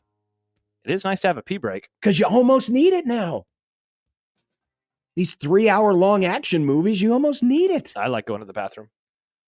I hate how pervasive commercials are in places now where they never used to be. Except on 1620 Except The on Zone. 1620 The Zone. But like when we stayed at Paige's aunt's house, when we were... Your fiance? Yes. I'm engaged. I have a fiance. When we were in Colorado, they have one of those Alexas with the... Alexa, play 1620 The Zone. Nice. With the screen on it. Yeah. And then just chilling on the counter, it was some ad for some kind of mulch or something. I'm like, that's just in my house. I don't want ads for mulch in my house. Right. And I think that movies, I love watching trailers at the movie theater. Yeah. And I More think trailers, less commercials. 3 trailers and then the movie, or 4 trailers or whatever. And then the movie is perfect. But not trailers and then a commercial. Or commercials and then trailer and then commercial. That Triggered. It's like takes bigger away from overreaction. the experience. Because part of the movie experience is it was a self-contained Trailers, thing. movie. Right. Yeah. And now it's trailers. Here's a commercial, movie. You guys were talking about how great baseball is. Yes. David texts into the show, 402-951-1620. Remember in Interstellar when the world was declining and they still played baseball because no one noticed when a bunch of unathletic goobers were playing It was still the Yankees, too. Yeah, and they sucked. You've never seen Interstellar. No, I You need to haven't. watch Interstellar. It's I don't know if great. John would None like of it's it. going to make fun of the great national It's not pastime. making fun of baseball.